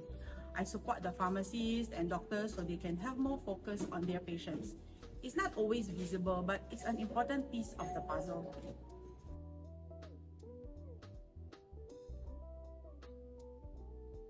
Okay, so don't just think of pharmacy technicians as dispensing medications. You have to see the bigger picture. You are part of someone's healthcare journey. Be curious, ask questions, and take pride in the small things because they really do matter.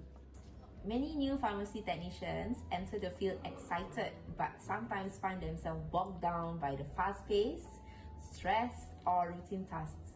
So finding fulfillment often comes from a change in mindset, a continuous development, and celebrating the small wins. I have 3 tips. Number 1, remember the why behind your role. Every repetitive prescription is for patients deserving of care. Number 2, focusing on continuous learning. In this constantly changing landscape, stay curious and keep your knowledge fresh. Number 3, celebrate the small wins. Little things like finishing a busy shift, catching a near miss are all meaningful accomplishments.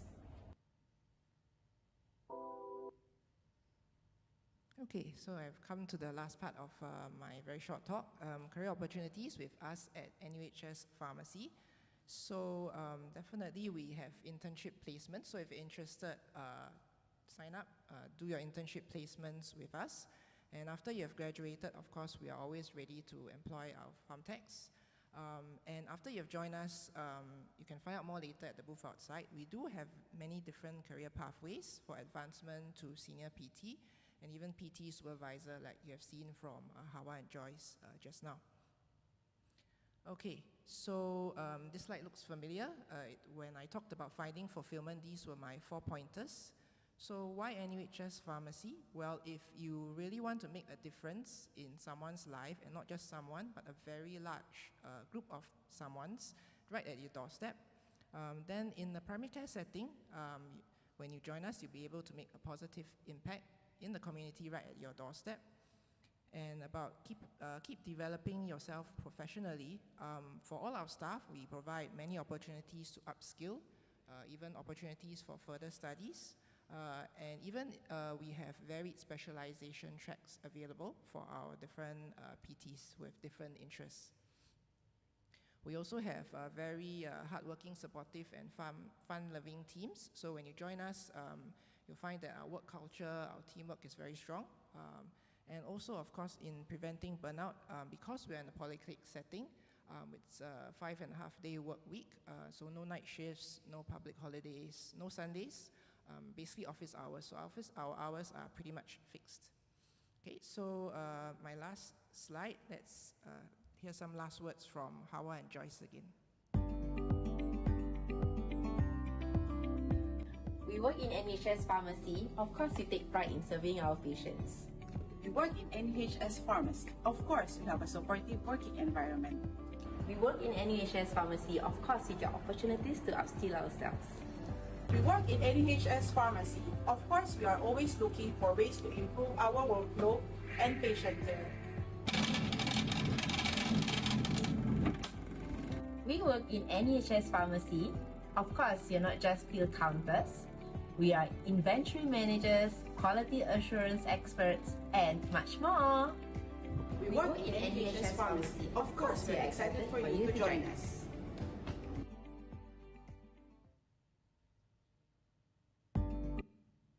Okay, and that will be the end. Thank you for your attention. And after this, I hope you do come visit us and meet Hawa as well. Thank you. Thank you, Esther, for that inspiring look into the world of clinical pharmacy. Next, we have the privilege of hosting a distinguished professor from Pharmacy Department, NUS. Now, I must share something with our esteemed professor. I was a student of yours about 30 years ago, and it's a true honor to share this stage with you today as a fellow educator. So today our professor will be exploring pharmacy and pharmaceutical sciences, tomorrow's consumer products, offering us insights into how academic research translates into products that will shape our future. Please join me in giving a warm welcome to Associate Professor Chui Wei Kiong, Joint Program Director, Department of Pharmacy, NUS. Thank you so much, Sumita, for the kind introduction. And first of all, to thank the organizer for the invitation sent to the Department of Pharmacy and Pharmaceutical Sciences to be here today to share with you our programs. And I'm also really excited to be here because I see a lot more of my former students. So it's really nice to connect up again. So my talk today is really to share with you the programs, the two Bachelor of Pharmacy program. And before I do that, let me first introduce myself. So I'm Tri Wai Keong, and I have a degree in pharmacy, so I'm a registered pharmacist. But at the same time, I'm also got a degree in medicinal chemistry. So you can see that from my perspective, I will be able to share with you how the science is going to impact practice and how problems in practice can be brought back to the lab for further research and to solve problems. All right, so here you can see how practice and also farm science are really very closely connected. Next, a little bit more about our department. So this year, we are celebrating our 120 years anniversary. So we are as old as the National University of Singapore. And together with me, there are altogether 41 faculty members who are teaching the students and also doing research. And you can see here that the total number of students are very close to 900. And these are the total numbers of undergraduates from the two programs, the pharmacy program and also the farm science program. And of course, we also offer postgrad studies, from PhDs all the way to masters, for example, and that accounts for nearly 300 of them. In terms of QS ranking, in Asia, we are ranked number 1, and around the world, for the ranking in 2025, we are ranked number 8. And also to let you know that we are the only pharmacy school in Singapore, and therefore we have this really important mandate to train pharmacists for the nation. This slide shows you what are some of our academic programs that we offer, but today I'm just going to be focusing on the Bachelor of Pharmacy and the Bachelor of Science in Pharmaceutical Science. And here are my colleagues, and you can see that they come from different parts of the world.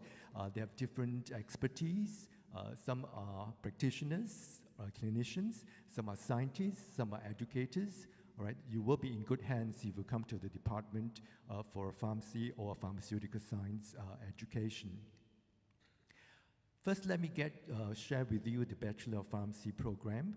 We've just changed the title of the degree since 2020. Before that, it was Bachelor of Science majoring in pharmacy, but now we offer a Bachelor of Pharmacy with honors degree. Now, I think many people in the general public still think that pharmacy just stand behind the counter and do dispensing, but actually there are a lot of different types of pharmacists, even in the hospital. And you can see in this very short clip, all right, what they are. Hi, I'm Antrina, and I'm a pharmacist in one of the biggest hospitals in Singapore. And these are some of the misconceptions that I face. So even within a single hospital, we have many different types of pharmacists. We have inpatient, outpatient, clinics, drug info, IT, and more. Hold up, get off your high horse. Counterwork is actually a very good way for me to connect with my patients, and I take great pride in it. I may not be the doctor that diagnoses you or the nurse that addresses your immediate needs, but I can help you in the long run. Learn more on the NUS Pharmacy website. So as you can see from this slide, and since December of last year, we have a total of slightly over 4,000 registered pharmacists in Singapore. And you can see how they are kind of distributed in terms of where they are working. Of course, the two main areas are patient care pharmacists and also the pharmaceutical industry and others. So in the patient care pharmacies, you've heard the speaker before me, Esther, who shared with you, if you are going to be working in a polyclinic, all right, there are, again, different roles that you can play in the polyclinics. But of course, for those who like to venture into the pharmaceutical industry, you could be working for a pharma company, you could be in manufacturing or regulatory agency like HSA, for example. And now there are a whole long list of other organizations where there are a lot of pharmacists working in the background. Why do we need so many of them? Because we want to make sure that you get the most cost-effective medication. At the same time, if they are to ensure that the supply of medicines that are coming to you is non-stop. All right, so there's actually a lot of work going in the background to make sure that we get the medication that we need. And of course, at the bottom of the list, you do see academia, which is some of you here in the polyclinics. You're teaching the next generation of pharmacy technician, for example. So as a pharmacist, how do you look after patients? It really depends on where you are working within the hospital, for example. In fact, there are a lot of touch points that you will encounter pharmacists in the hospital. If you have fallen really very sick, all right, you're warded, you may be warded in the intensive care unit, all right, you do have pharmacists in there who works with the care team to look after you, and basically the pharmacists look after all your medication needs. And once you get well, when your time to go home, you often see the pharmacist doing the dispensing, all right, to make sure that you know how to use your medication when you go home. And when you need to go back to the hospital for some follow-up, sometimes you do see the pharmacist instead of a doctor. So we do have something called the ambulatory care services, where if you have diabetes or you're taking warfarin, for example, all right, you do see the pharmacist, because the pharmacist will be able to help you optimize the use of your medication.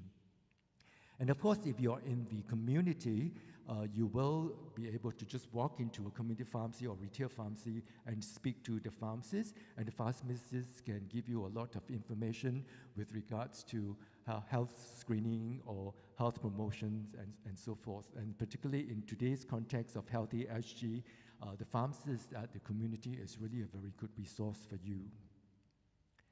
For those who are keen to go into the non-patient care, non-direct patient care sector, you could be working in regulatory affairs, all right? So these could be with the pharma companies or with the Health Sciences Authority. Some of the pharmacists also go into manufacturing practice. In fact, now the manufacturing practice has gone even to the hospitals. You see a lot of hospital pharmacists doing manufacturing in the hospitals with special kind of GMP facilities.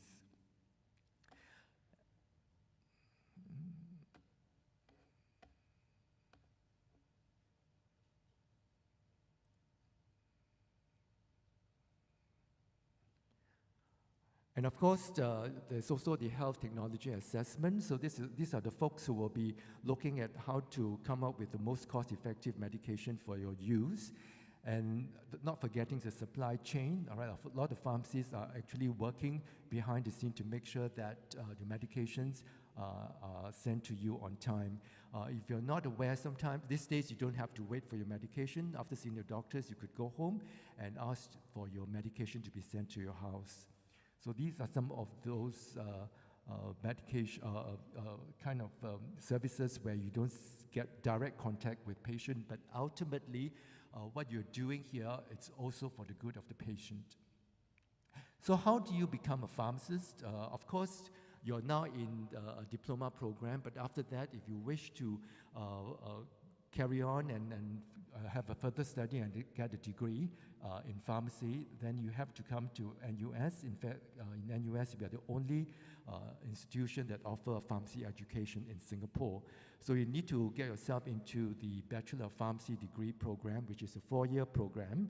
And during that time, you still need to do some internship and also the requirements of 1-year pre-reg training. Part of it will be done within the course. And after the course, you have to do the remaining 30 weeks of pre-reg training before you can be registered. And once you're registered, of course, you can find employment in any of the other the different clusters in Singapore. The way that we have changed our curriculum in 2020 is we've gone towards more of a competency-based education. And what is competency? In addition to the knowledge that you need to acquire, you also need to acquire skill sets that look after patients, and at the same time build your the pharmacy identity, as well as your attitude towards the patient. So at the end of 4 years, we hope that you will graduate as a clinician, a care provider, but supporting that role, all right, you will learn to be a scholar, a leader, a collaborator, communicator, health advocate, as well as a professional. Now, our curriculum is changed over recently, and we've kind of introduced something called the integrated multidisciplinary program.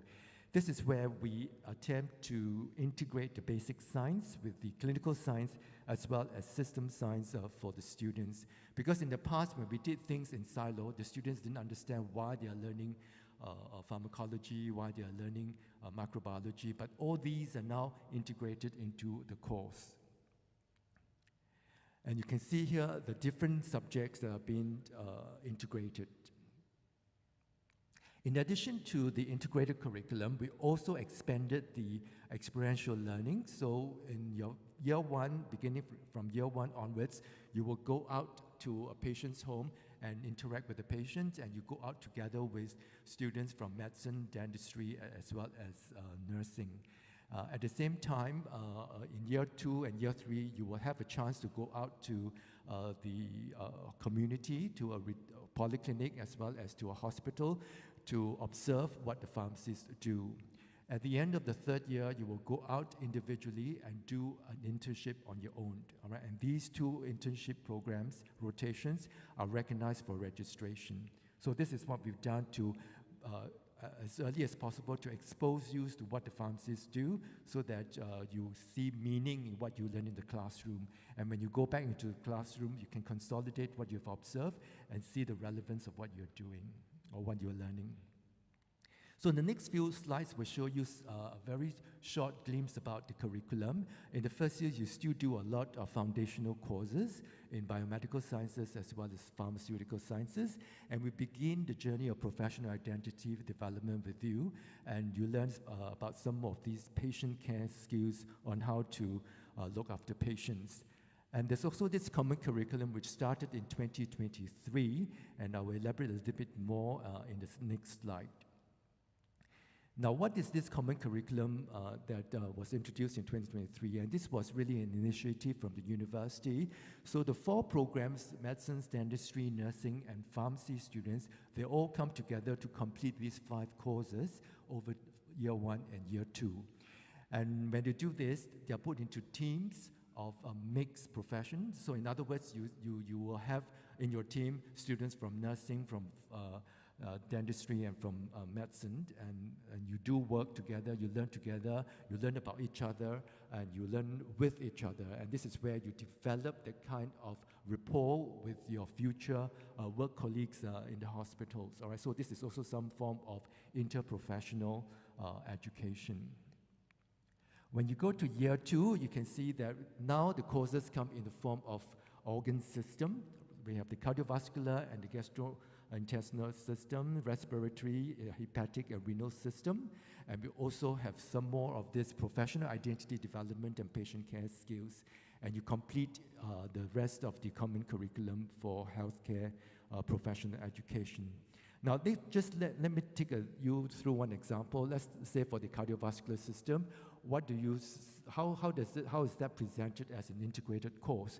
When you go in, you learned about the physiology, the pathophysiology of the cardiovascular system.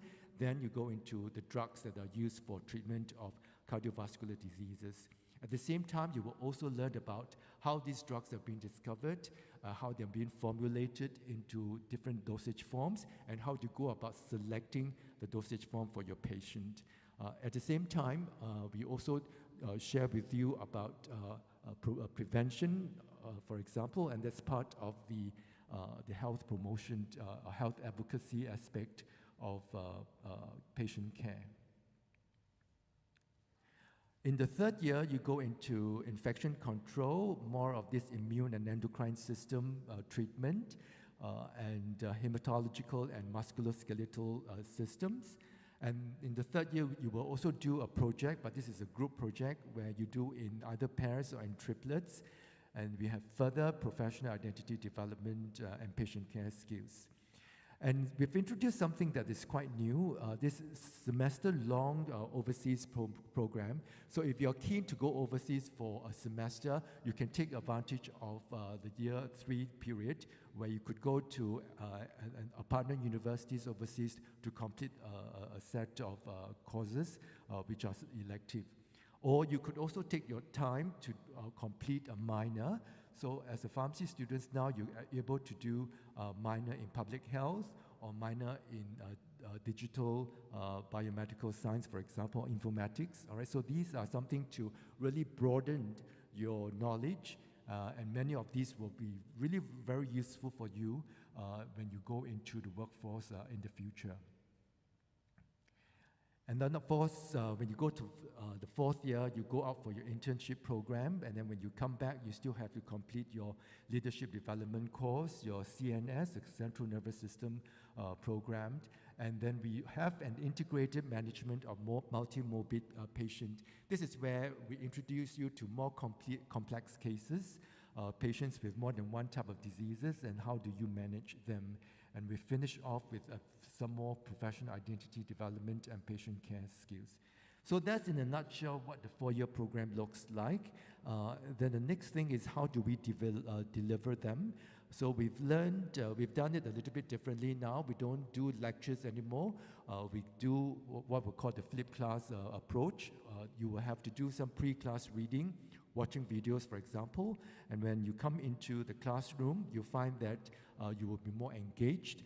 You come into what we call interactive class, where the lecturer will give you a lot of questions to see whether you've understood what you've read in the pre-class assignment. At the same time, we do still quite a lot of practicals. They have practicals in science. We also have skills lab to hone your skills in looking after patient. The other thing that we've introduced more now is collaborative learning workshop. This is like tutorials, but you work in teams. You come into the classroom, you do a set of MCQs on your own, and then you go through the same set of MCQs with your teammates, and then we also learned about how to solve problems in application cases, for example. So it's really a different way of learning, and learning is really kind of transferred to you. You are accountable for your own learning. The professors are there to facilitate your learning. Next, we look at other outside classroom activities. Of course, we have the internship that I mentioned. Some of them you got in groups, but also for some of the internship, you have to do it by yourself. Opportunities for enrichment. I mentioned that you can do a minor of your interest. We also have things like this student exchange program and NUS overseas college programs. All right, so this can be done in the 3rd year semester-long period. You could also do summer, winter programs or study trips for engagement and enrichment program as well. If you're interested in research, you could also take up an undergraduate research opportunities program in science. So as you can see, the program is not just entirely on learning to be a pharmacist, but you have some room in the curriculum for you to develop your own other interests so that you have a better learning journey when you're in the university with us. So what kind of qualities do we look for? All right, I mean, many of you are already in pharm science. You do probably have some of these qualities as well as aspirations. We hope that if you do have them, all right, you will also want to apply to read pharmacy with us. And how do you do that? All right, for Polytechnic graduates, you have a slightly different period for applications. So you look out for it in the NUS website. You need to select pharmacy as your first choice if you are interested in it, and you feel that you do not meet the cutoff that if you choose pharmacy as your first choice, you do get some bonus points. Hopefully those bonus points will help you to get into the program. And of course, you can opt for aptitude-based admission. If you are in this category, you may be called up for an interview. All right? So this is how you go about applying into pharmacy. Now next, I'd like to share a little bit more information about the Bachelor of Science in Pharmaceutical Science. So our vision for this program are the following. All right, we want you to get a really firm foundation in the basic sciences like bioorganic and medicinal chemistry, as well as human biomedical sciences. And of course, the big bulk of the curriculum will be based on pharmaceutical science. So this is really a very niche area where you learn about the sciences of what happens when the drug gets into the body, when it's absorbed, then it's get distributed, metabolized, and excreted, and how the drug properties actually affect those processes. And of course, the Pharm Science program is a little bit more flexible, all right? It has more versatility for you to explore other interests. I will expand on that in a little bit while. So when you come into Pharm Science, basically you're looking at the drug discovery and development process. You're familiar with this, and you can see that at each stage of this drug discovery and development process, there are different type of activities involved, and each of these activities really depend on pharmaceutical sciences. And of course, in our local context, Pharm Science is really very relevant. You can see here that all the different multinational companies have set up either an office here or set up manufacturing facilities here. So these are really your future employers and also places of work. So in the program too, we do things a little bit differently, quite similar to what the pharmacy students are undertaking, but you enjoy smaller class, all right? So we take in about 70 students each year for the Pharm Science program, and you're again split into small teams, and you do team-based learning. And we also adopt the flipped classroom, but we do, again, a lot more integration. I'll explain a little bit more later on, but ultimately, we would like you to be able to solve problems. And of course, there are internships available as well. You could do a 3-month internship or even 6-month internship, and all these will contribute towards the credits for graduation. Now, in Pharm Science, what do you actually learn, all right? You learned about the pharmaceutical product, the pharmaceutical substances, for example, all the way from the biomolecule, and this biomolecule could be the receptor or the target that the drug acts on, or some of these biomolecules could be the therapeutic substance itself. And of course, for the drug itself, you learn all the chemical drugs. You learn how those drugs are being formulated into the different dosage forms, like the capsules, the tablets, the emulsions, and so forth. And of course, now there are different strategies for prophylaxis, all right? So this is where vaccine development comes in. And of course, diagnostic is another aspect where you learned about how to diagnose a certain disease, or how you see whether your therapeutic outcome is being achieved, all right? You need some of these diagnostic tests as well. So all this, and the backbone of all this is really Pharm Science. And you need to learn all this in an integrated manner. So how so? For example, I'm going to take 3 courses to share with you. The first course, when you have foundations in pharmacology science, for example, this is where you learn how to integrate biology with chemistry, and you rationalize how the drug and the target interact with each other. And you learn about the properties of the drugs as well as the targets. So it's very related to pharmacology, to medicinal chemistry, and also pharmaceutical chemistry. Next, you look at how you analyzed the drug substance. You learned about the physical chemical properties of the drugs, how you identify them, how you quantify them. You learned about the synthesis of some of these drugs, and also how you purify them by separation science. And of course, analysis is important because if you analyze the product, you're actually looking at the quality of the product, or sometimes you need to analyze the drug in biological fluids, like in blood, in urine, for example. This is a technique that is used to monitor whether you're getting the right dose, level of drugs in your blood, for example. And last but not the least, foundation in biopharmaceutics. This is really something that is, you can see now a lot of drugs, they are biologics. There are micromolecules.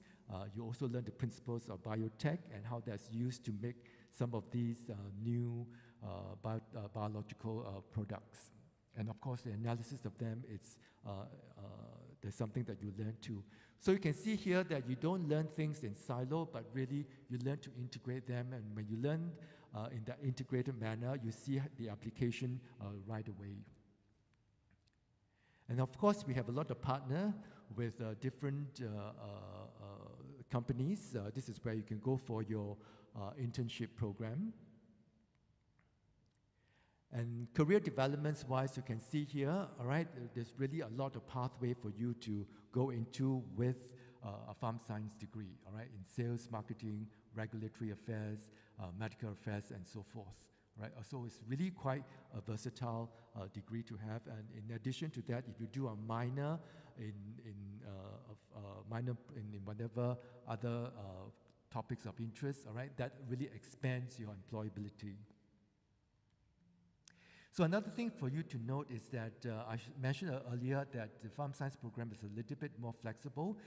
Pharm science is now parked under the College of Humanities and Sciences. All right, so you can do pharm science as a primary major, and you could also do it as a second major. What does this mean?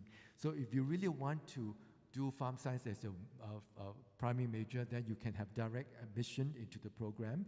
But if you want to take it as a second major, for example, if you major in biology or you major in chemistry, for example, you could choose pharm science as a second major, right? Or you could also choose it as a minor.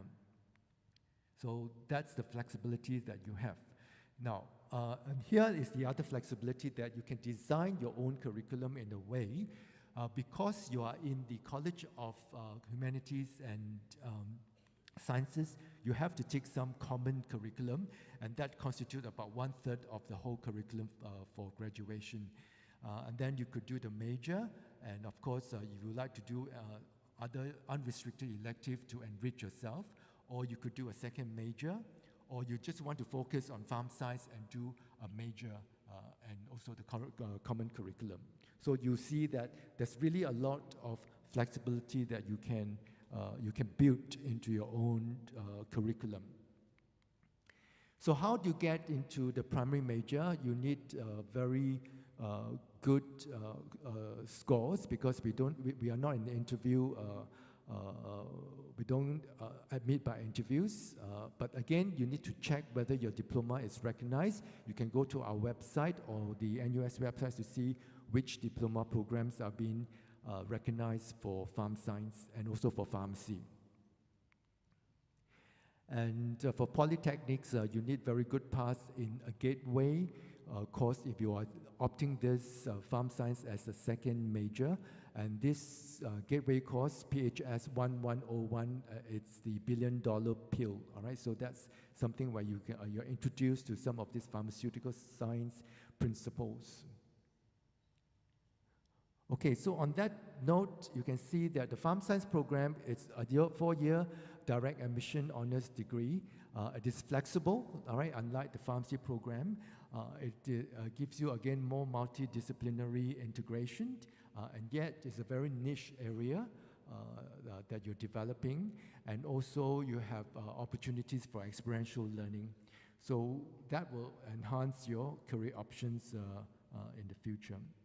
So how do you apply, right? Quite similar to the pharmacy program, but you choose pharm science as your top choice, right? And if, again, you could opt for pharm science as your first choice, all right? For that, you will get some bonus point that will hopefully make you more competitive to get into the program.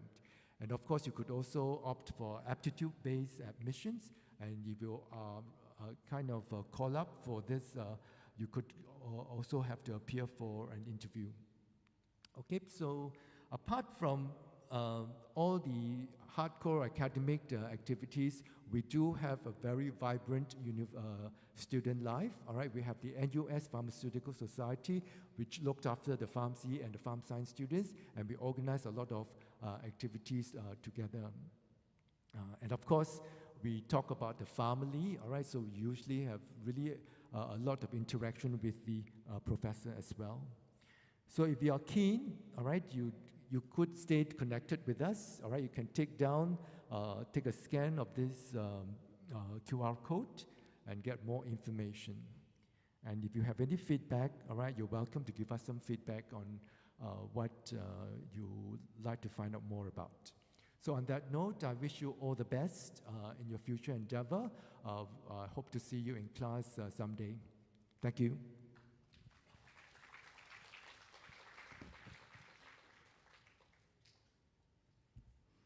Thank you, Prof. Chui, for the enlightening perspective on NUS courses.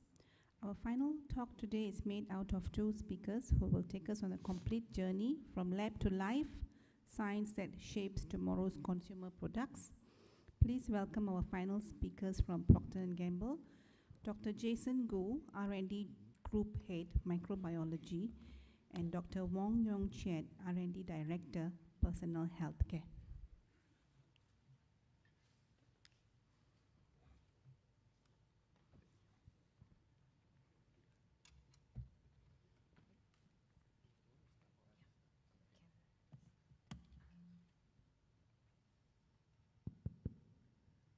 Hi, so we have been like sitting for the last like 45 minutes or so.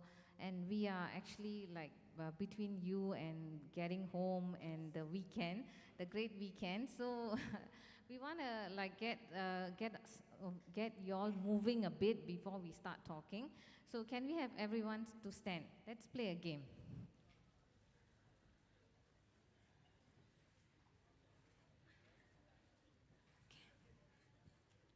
Okay. Okay, cool. So we are going to, we are from Procter & Gamble, a company of world-class brands. So we're going to, the next slide, going to flash our company brands. And if you have used it, you can sit down, okay? So let's see. And please don't be shy if you continue to stand until we finish all the brands, okay? Ready? Okay, let's go. Go. Okay. Next one. Next one.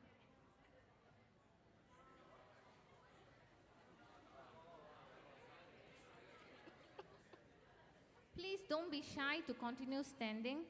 If you have not used it, please stand. 10. That boy over there. Have you used all? Okay, good. Okay, I'm happy to see all of you sitting down. That means these are the many lives that we continue to touch with our products. Okay, so our products touch 5 billion consumer lives around the globe.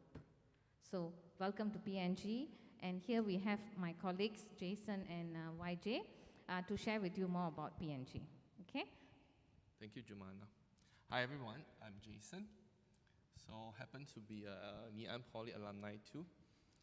I graduated from Ngee Ann many years back in the Diploma of Biotechnology. And with biotechnology, I decided to specialize in microbiology.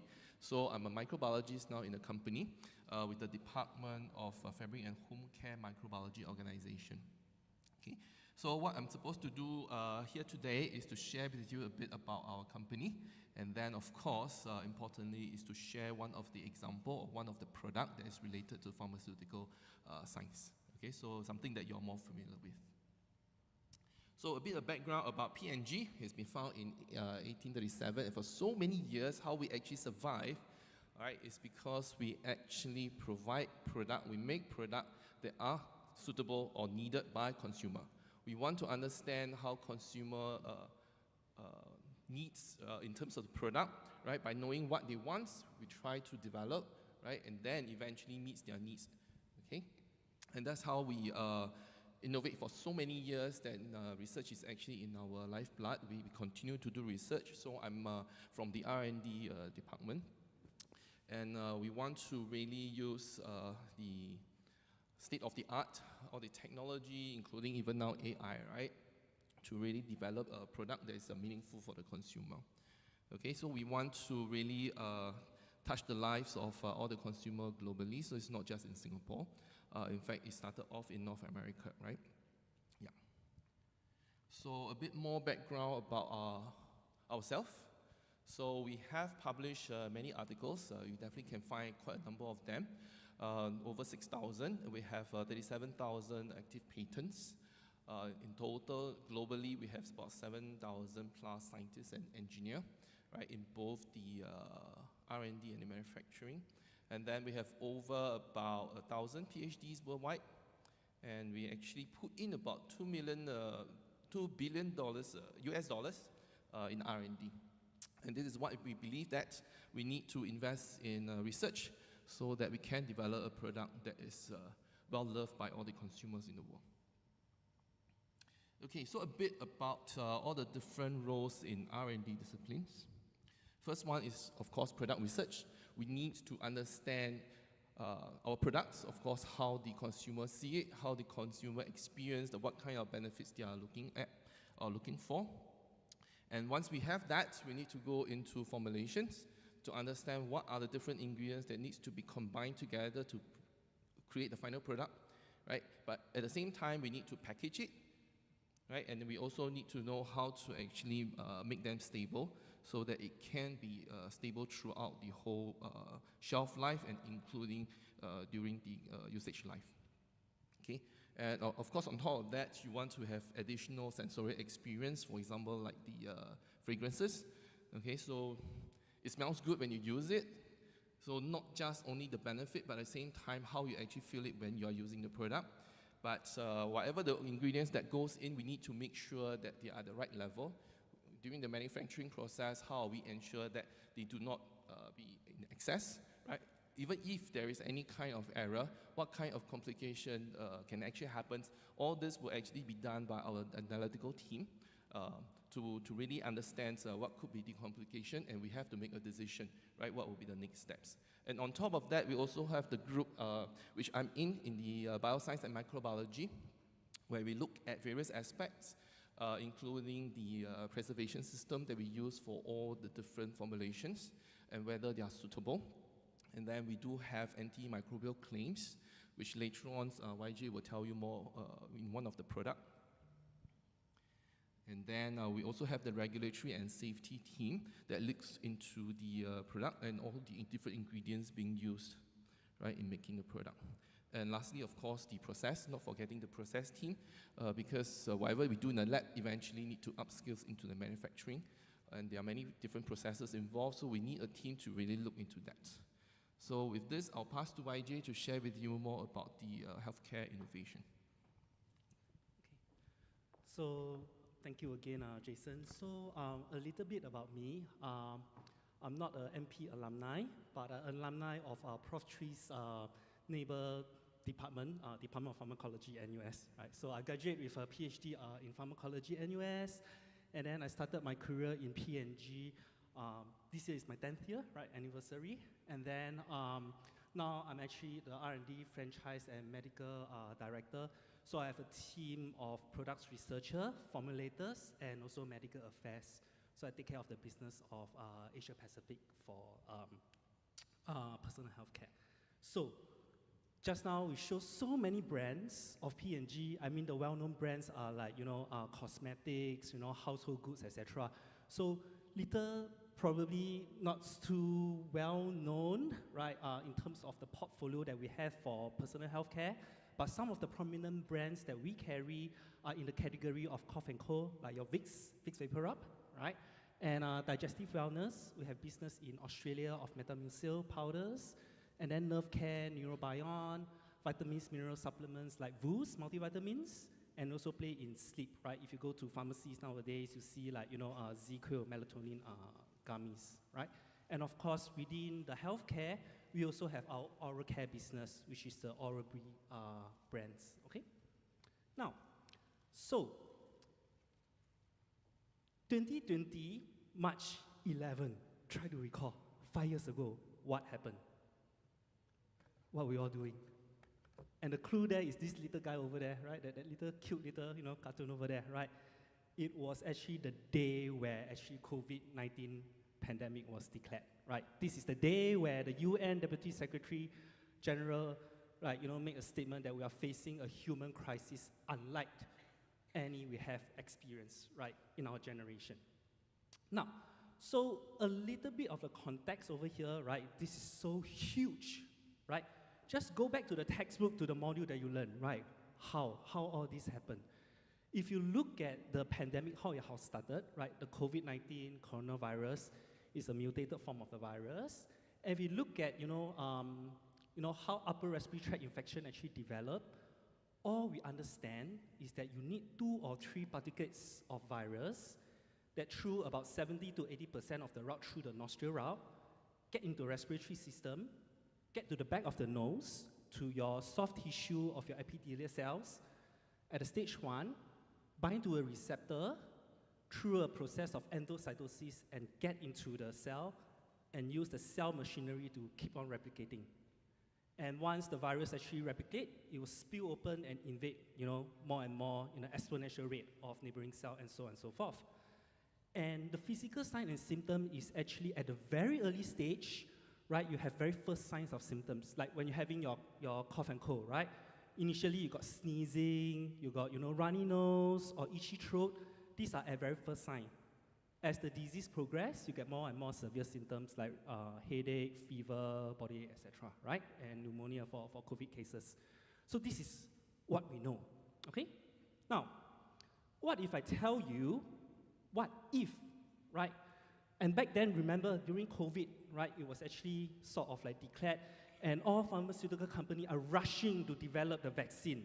And development for vaccine with the, back then, technology with your mRNA, it still take months and roll out for the vaccination program.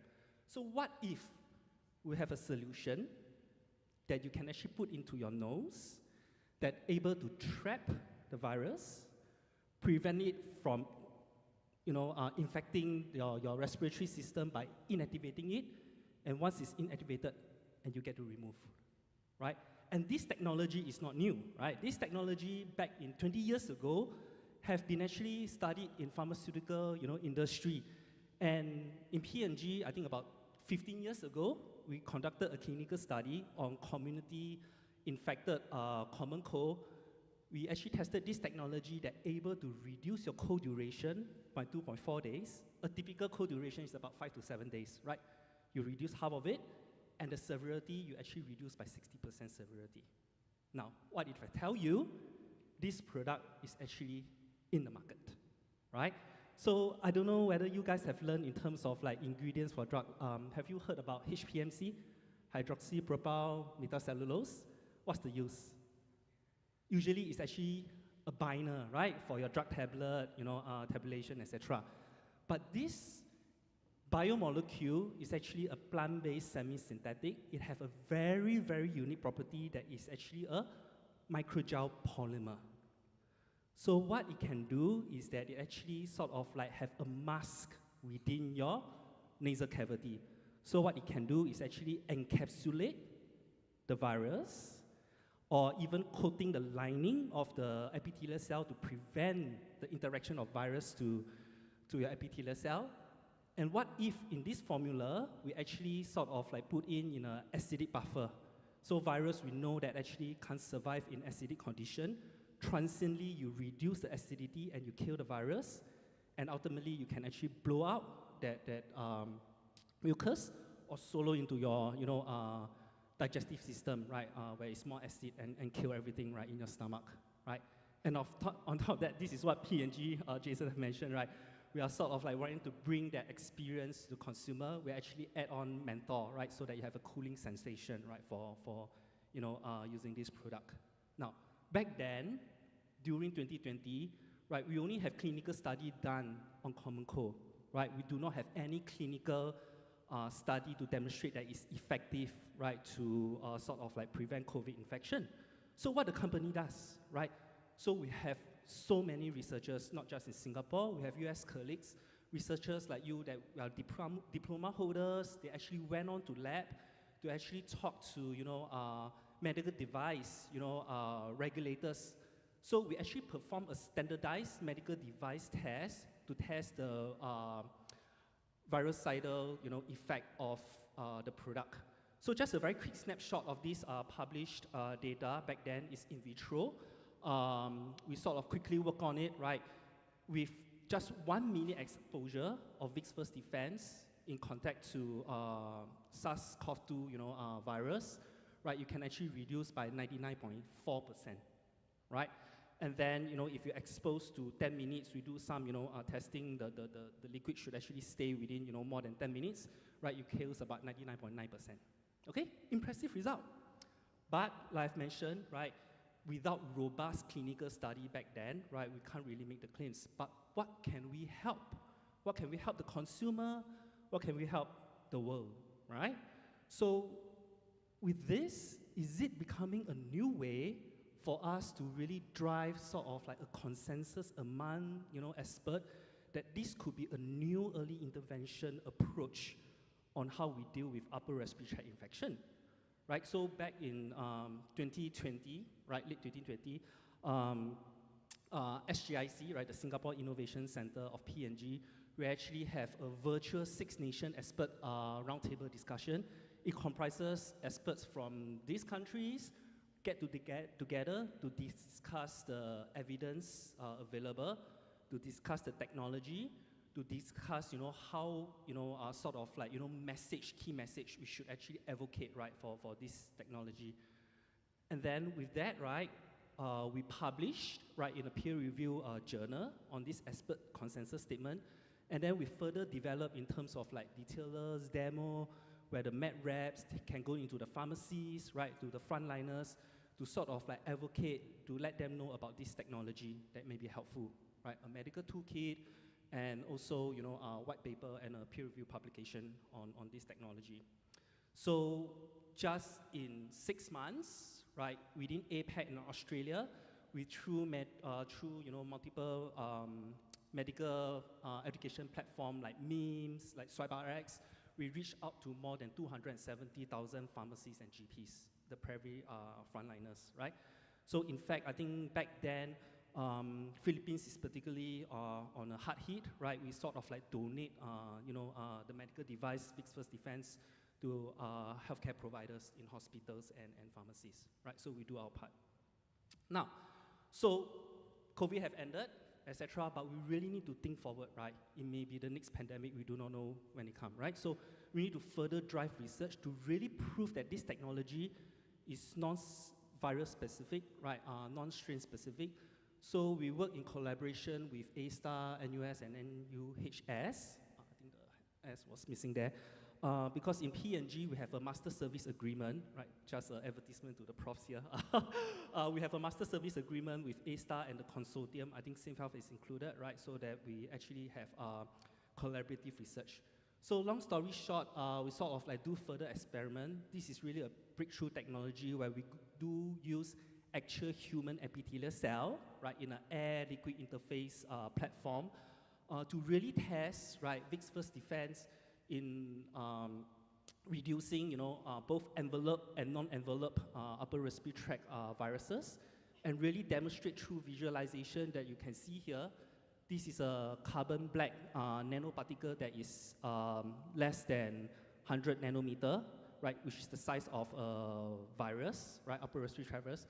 You can see that they encapsulate it, right, into agglutination. And then we also put on, nylon filter that is about, less than 100 micrometer to mimic, the gap, on a cell membrane, that you can see that Vicks First Defense doesn't let anything, pass through, right, on the dye. So we continue to demonstrate the science and to sort of like, get the scientific community to think about, this approach, right? So, of course, as a P&G company, we want to bring to life a very simple message on how the product works. I'll show you a very quick, 30 seconds, right, commercial that we have. Oops, sorry, not this.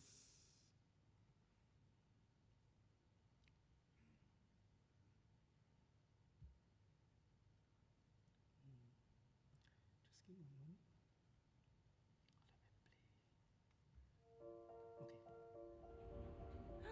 Cold and flu viruses are easily spread in public places. Once the virus enters the body, it reaches the nasal passages, where it multiplies millions of times. As a result, cold symptoms begin to develop. Using Vicks Cold Block in the first 48 hours after infection can help stop a cold. Vicks Cold Block's microgel traps the cold virus by coating it. Its formula then neutralizes the virus, stopping it from multiplying, and naturally helps the body remove the neutralized virus. Vicks Cold Block helps to significantly reduce the quantity of cold virus, reducing the severity of symptoms and their duration, so you feel better faster. Vicks Cold Block traps, neutralizes, and removes the cold virus. If you block the virus, you stop the cold. Yeah, so I think it is a very beautiful illustration that bring to life, right, to consumer.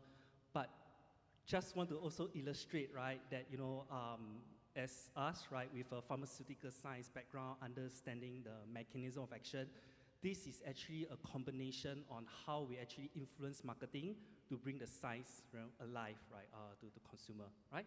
So now, with regards to this topic, we are looking at, you know, what's next for us, right? So I was so sort of like, you know, got inspired by Prof, you know, Kevin Stock, right? And then, you know, I have an engagement, further discussion with him, right?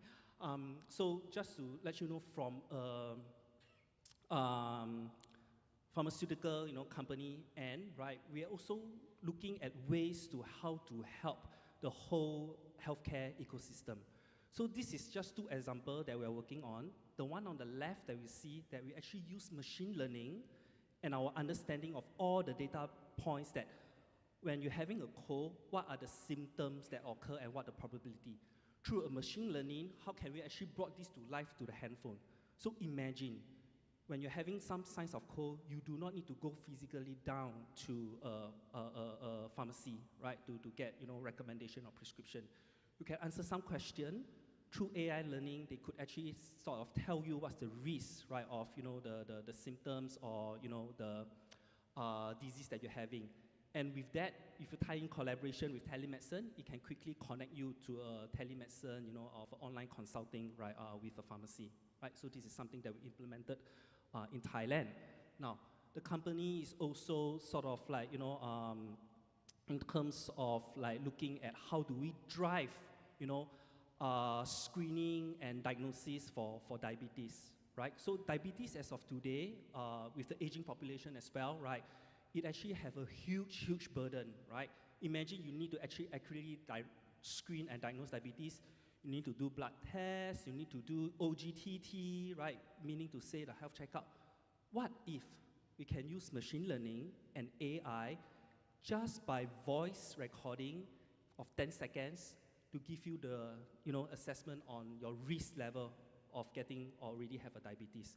So this is actually developed in US. The company is actually looking at, you know, collaborating on helping to bring it to closer to pharmacies of such platform, right? So I think for my part, I just want to sum it up, right, that, you know, you look at all these things, right? We are all inspired by what's, you know, in the future for us, analytical skill, right, AI, etc. But I think the true fundamental is your foundation, right? Your fundamental understanding of the science, right? So stay focused, right? Get good grades, learn all the fundamentals of, you know, the textbook and modules from our lecturers. And with that, right, you form a very good foundation, right, for what's in the future, okay? So with that, I will leave it to Jason, right, to tell you more, right, of a broader aspect of, you know, R&D in P&G. Okay, thank you, YJ. So this is just really to sum up before we end the whole thing. What you see is actually what you see in the front on the TV, right? But there's actually a lot of people working behind the product. And of course, those who are not just from the pharmaceutical science, in life sciences, microbiology, right? We're behind the team. For example, like the claims you are making.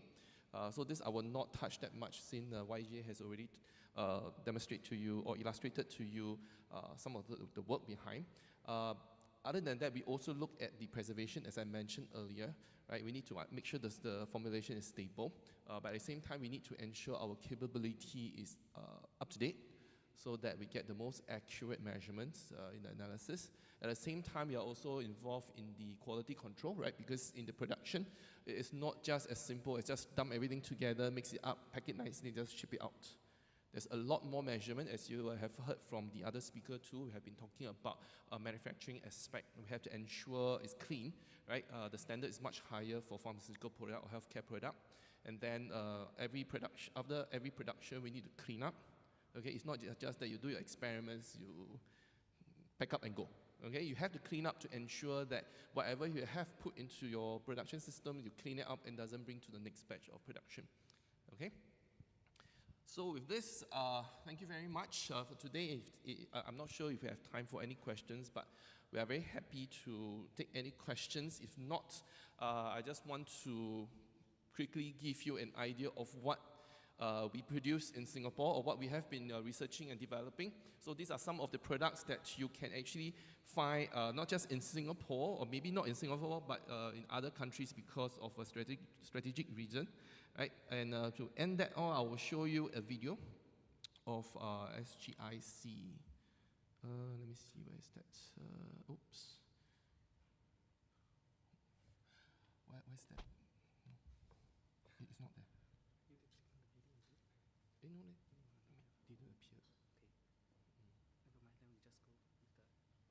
Okay, never mind. Sorry about this. Then let me quickly just round up, because today we also have the intent to share with you about the internship program, which has already opened to a lot of the polytechnics, and we have been recruiting, I think, over more than 5-6 years. Yeah. So some of you can check with your senior, right? But I want to tell you that when you're preparing for the application for internship with us, right, please make sure that you set time for it, because our application process takes a bit of time. Okay, because we want to get enough information to help us understand who you are, so that we can make a better decision, right? So these are the website you can go through, so to prepare yourself. And then lastly, you can email if you have any kind of questions for us, right? And lastly, I want to leave with you this QR code. If you're interested, please scan it, okay, to apply for the internship program.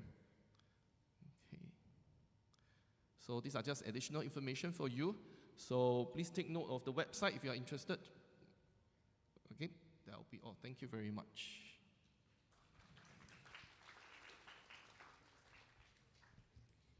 Thank you to Dr. Gu and Dr. Wong for the inspiring conclusion to today's program. I'd like to extend our heartfelt gratitude to all our speakers for sharing their expertise and time with us today. Thank you also to our industry partners and exhibition booth representatives for their continued support of the Pharmaceutical Forum. May I invite our director, Ms. Kan Siew Man, to present our speakers with tokens of appreciation. I will start with Ms. Esther Beck.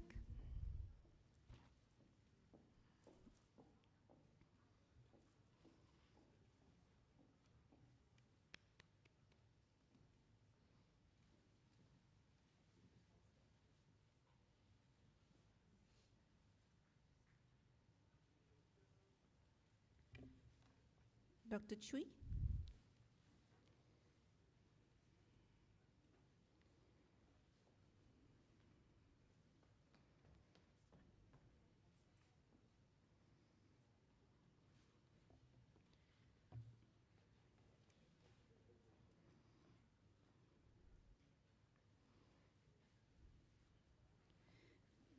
Dr. Gu and Dr. Wong.